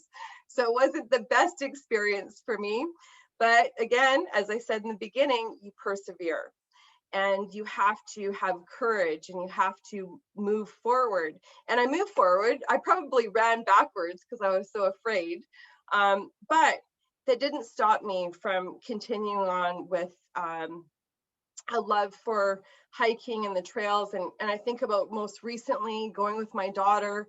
I went to Dog Mountain not too long ago. And, for a while, Michaela is 10 years old. She's like, Mom, I can't do this. Mom, how much longer? Mom, come on. And I was like, you're a Nisga'a woman. You can do it. Of course you can do it. We've got to go to the end. We've got to see the peak. We've got to see the light, because without light and hope, I'm sorry, but I don't know where I would be in my life. And not only did I encourage her to get to the peak and the light, and we got the best view from Dog Mountain up at Seymour, but she also had the fortitude to go back. So I just wanted to share with you my values of what getting out into the land has meant. Sometimes in politics and in our busy lives, you know, there's so much going on. I turned off my phones as a reminder that, you know, there's a lot going on, and without trails, without that enticement, without that opportunity, that invitation to get out in the land, where would we be? And we really need that sense of cultural belonging more than ever. Again, I would say, as the Minister for Tourism, Arts and Culture, when I've talked to chiefs and nations about what does it mean to invite people to traditional territories that have been occupied for thousands of years across Turtle Island, to walk those trails and to experience our Indigenous communities, that is reconciliation in action. That is what's going to turn the tides for the next generation. And I just want to share with you, through an announcement that we recently made about investing in infrastructure and trails, I think about the new 5-kilometer Chehalis Heritage Trail. And I want to share with you what Sahawa Chief Ralph Leon Jr. describes as the trail and what it means. He says, we envision the trail as a critical link between the past and the present, elders and youth, traditional teachings and education, and importantly, our community and others who wish to learn more about us, our rich history and homeland. Our elders have told us that we need to share our history and traditions, because it is through dialogue and immersion that we will find collective values, reconciliation, ensure respect for sensitive ecological and cultural places, and a better, pardon me, a better path towards our shared future in the Harrison River Valley. We also know the Heritage Trail as an important route to creating positive career opportunities for our people and stimulating the economy. There are so many values to unpack in what the chiefs just shared. That reconciliation of inviting people to our territories. I know, as a strong Niska, Gitxsan, Cree, and Ojibwe woman, Indigenous people have been generous since time immemorial. We invite you to come to our territories, but we also ask, and we can appreciate that, those of you that are trail lovers, nothing bugs me more than people that litter and throw things and don't have, you know, have the values to not leave the place better off than when we found it. But that's why investing in infrastructure is so important. We need those amenities. We need garbages. I hate to mention it. It's not going to make the headlines, but we need signage. We need the amenities so that we safely walk the trails. So I don't want to take too much more time than to say, I am honored to participate, because what you share is your value around invitation, belonging, a healthier way of living, supporting our mental health, breaking down barriers, creating access, acknowledging that not everyone has the same access. Not everyone has the same mobility issues, but there's something about trails and connecting to the land that only takes, for some people, just a pair of running shoes. And for someone who grew up in the projects, who didn't have a lot of money, I had a set of running shoes, but we didn't have a car.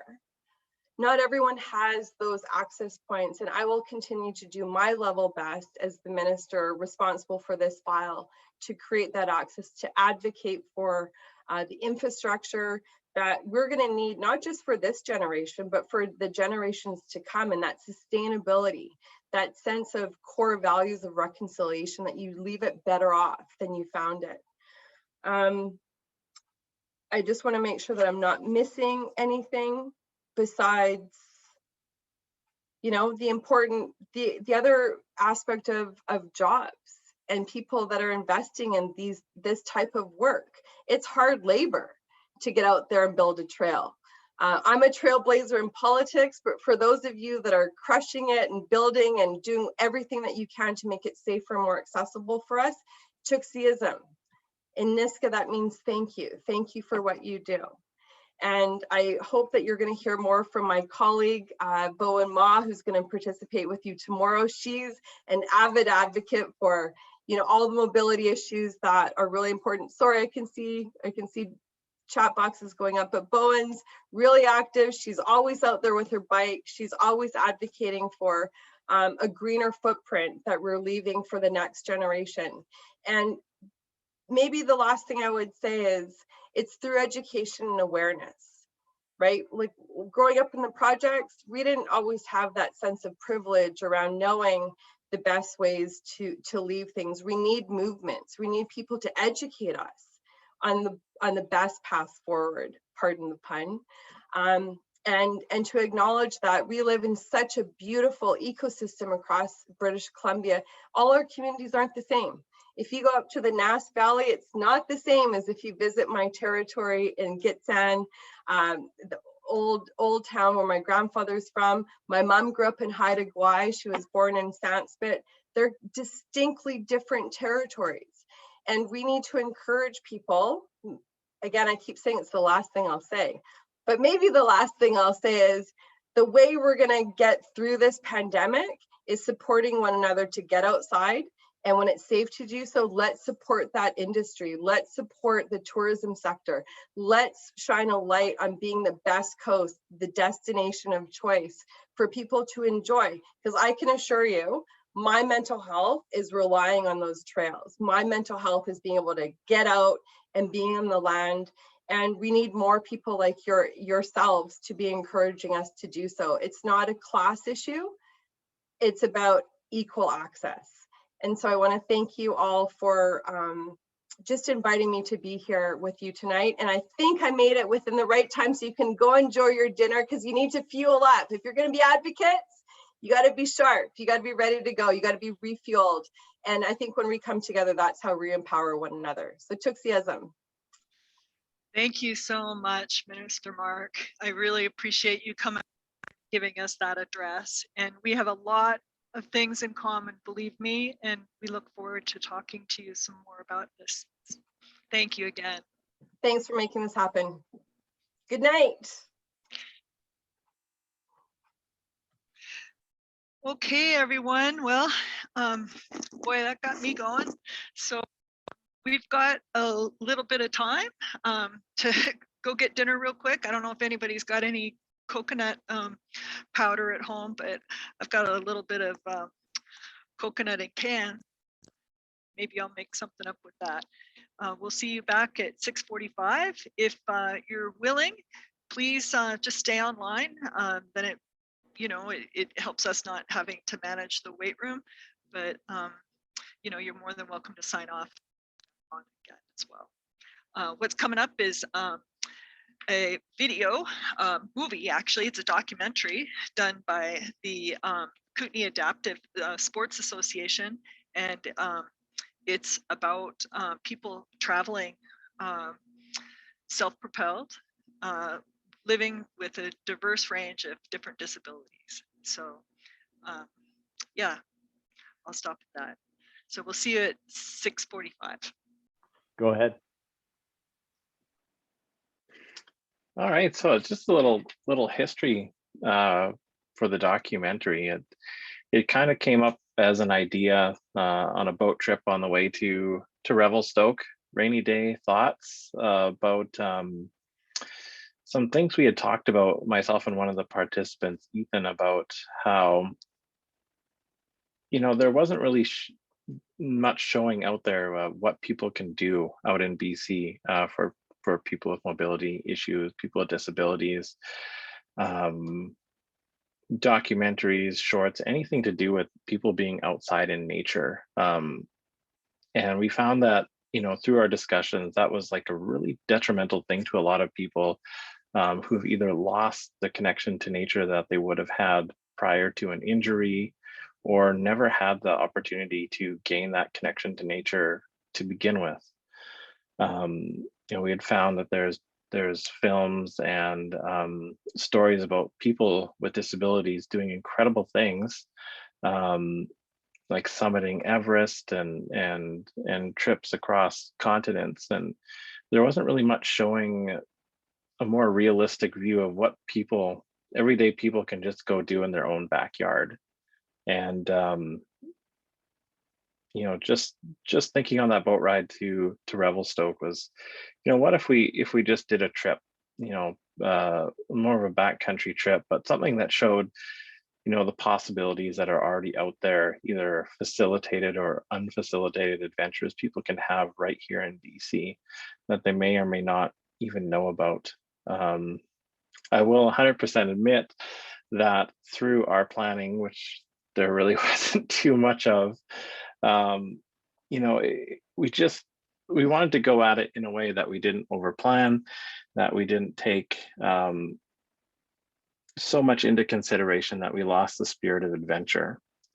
And I think that was one of the most positive outcomes of it, were some of the struggles that we had along the way. We living in the area, we knew mostly that we could do this, even though we haven't seen the whole route ourselves, or we hadn't had sent people out to check it out beforehand.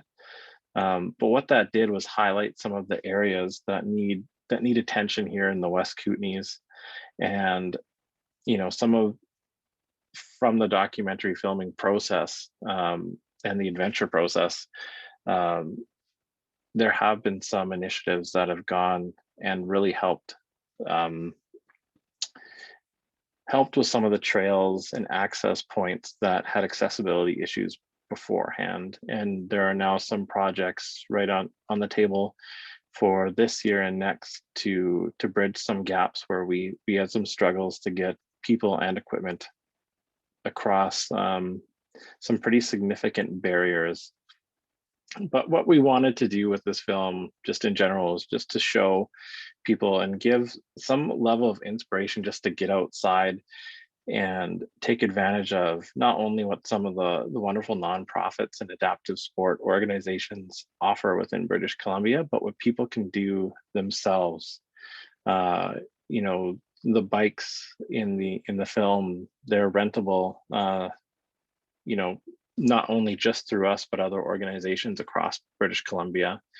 The kayaks we rented from a local organization as well. So what we really wanted to do is just show that this can be done right here, right now. And along the way, let's just find these things that could use improvement and work towards getting that done. So that's our little background about the film. I'll be sticking around afterwards to talk a little bit more about what Kootenay Adaptive is doing here in British Columbia and beyond, and also stick around for some Q&A.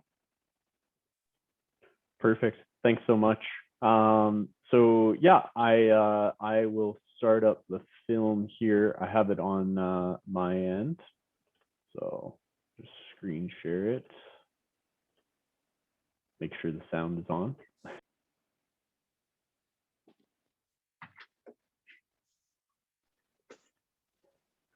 Awesome. That was great.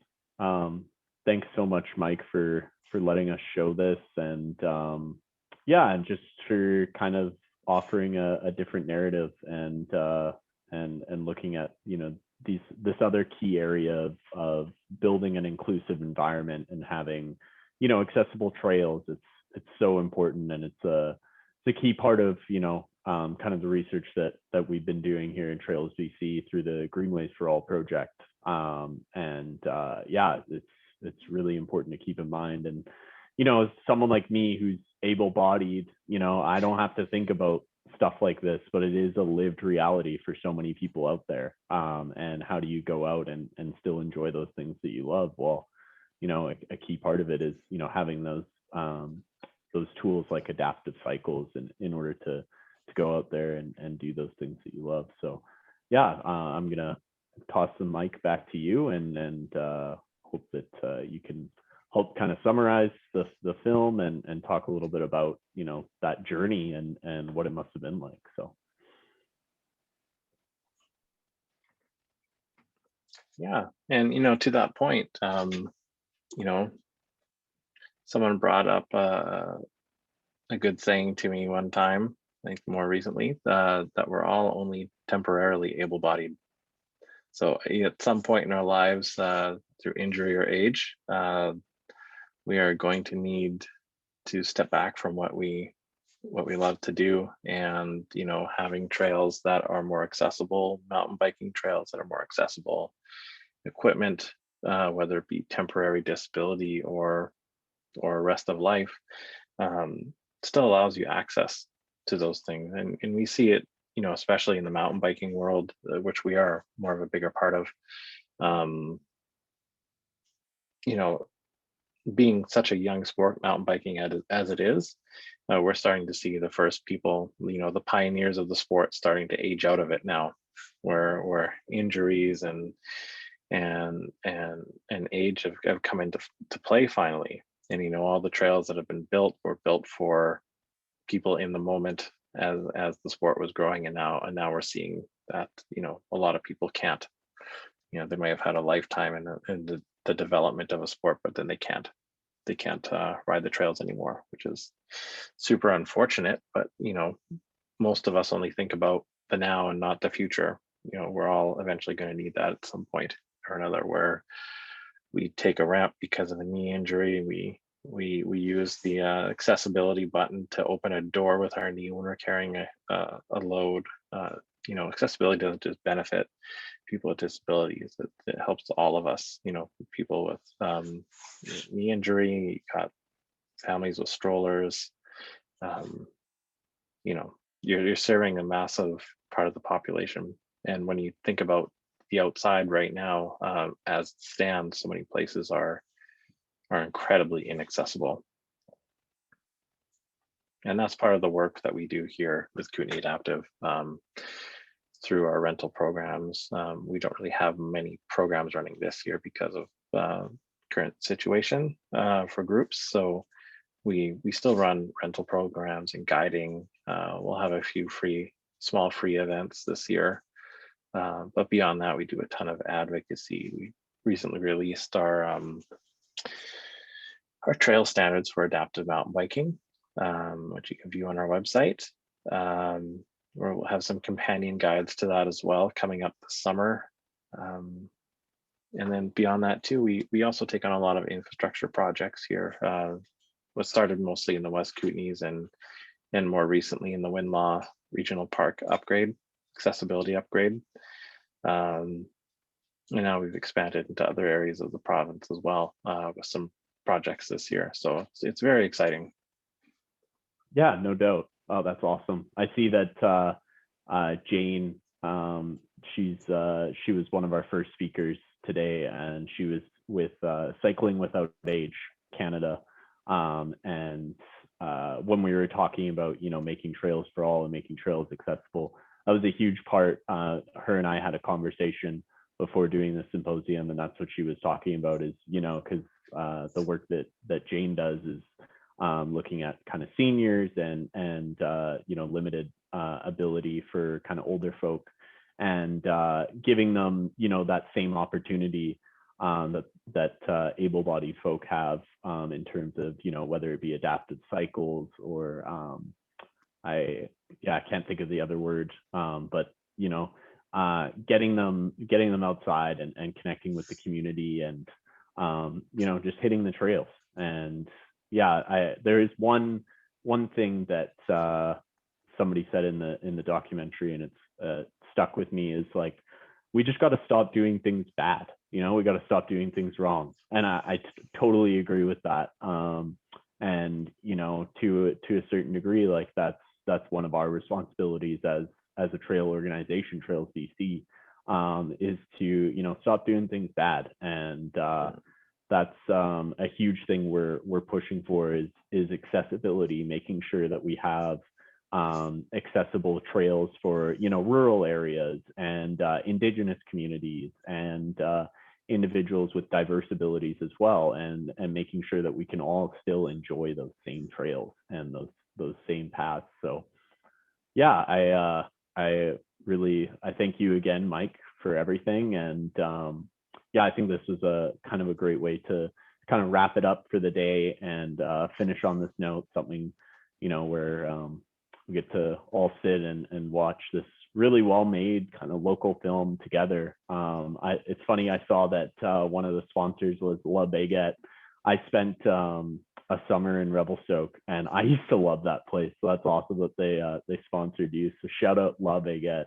It's a terrific place. If you're ever in Revelstoke, go there. You will not regret it. But yeah, do you have anything else you'd like to say just about Kootenay Adaptive Sports Association or some of your ongoing programs or advocacy? Or Yeah, well, I'd just like to invite people to check out our website when they get a chance.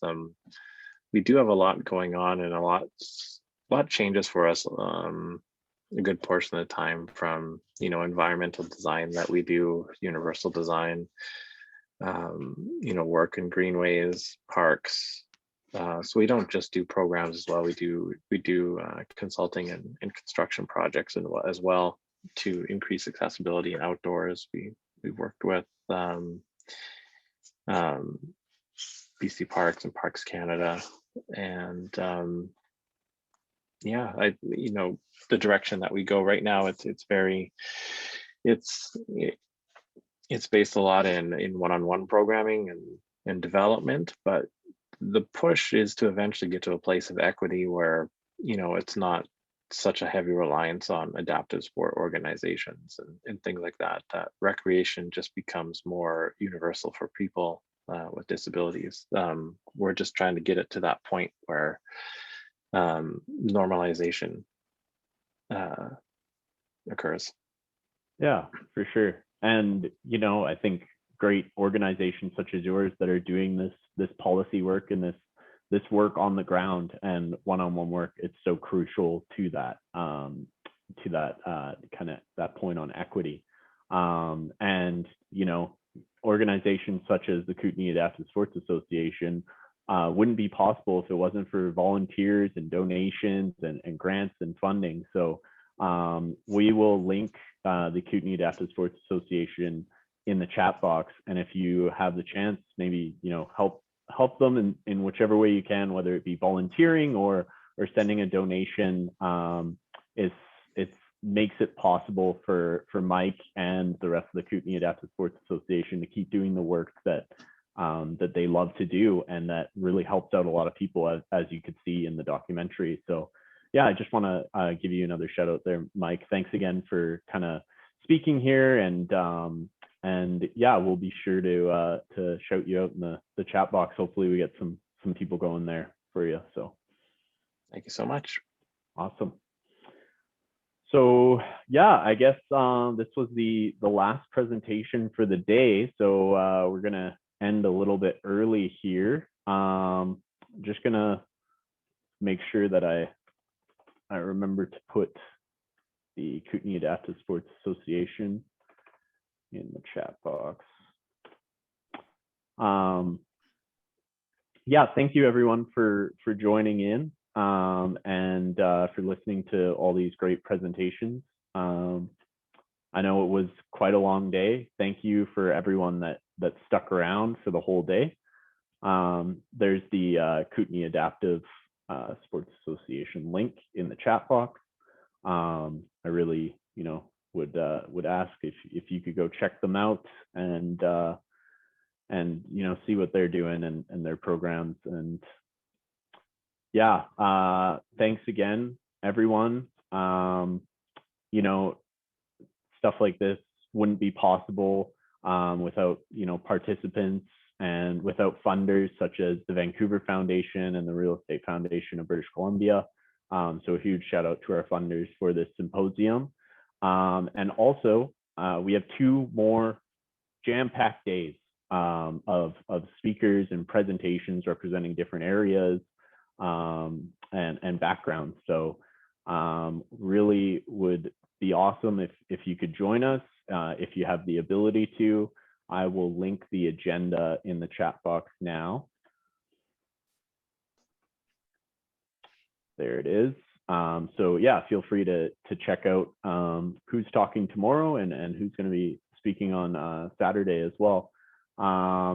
Also, would like to mention that Trails BC, we're a nonprofit, we're a charity organization, so we also depend on kind of volunteers and donations in order to do this kind of work. We're a huge part of different advocacy efforts and stuff like the Greenways for All project, which we keep mentioning. That's kind of our huge ongoing research project that we're doing right now, and we're just pushing for kind of equity seeking policy changes at the local government level, within other organizations such as ourselves, other outdoor recreation organizations, to focus more on these equity seeking issues. And yeah, if you also are interested, it would be awesome if you could join to be a member of our board of directors. We're always looking for new people that enjoy the outdoors or outdoor recreation enthusiasts that want to volunteer some of their time to help out, smaller organizations such as ourselves. We're mostly volunteer driven. We only have a few kind of contracted and employees. So it's crucial that, we kind of get some help from volunteer work. So if you're interested in that at all, please check out our website. I will link it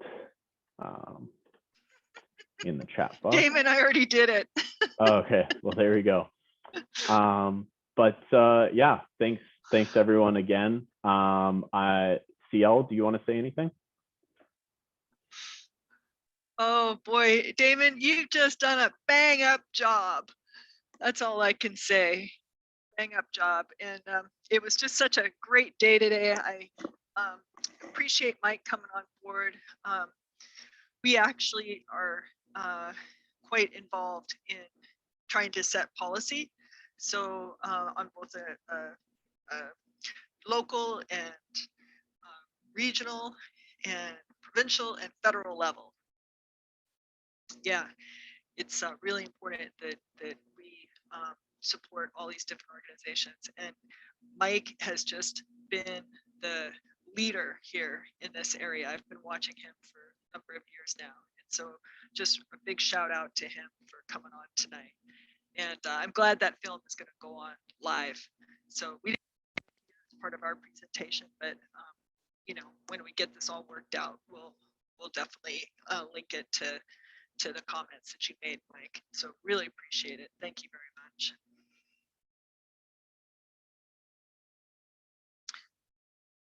So maybe that's it. Yeah, so Alrighty. Tomorrow we start off at 12:30, and yeah, to take a look at your agenda. Some of this didn't get recorded, unfortunately, today, so I guess you can't count on it being recorded. We're got to get the Zoom platform down a little bit better, but really appreciate everybody coming out tonight. Thank you so much. Yeah, thanks again, everyone. Thanks, everyone. Good night.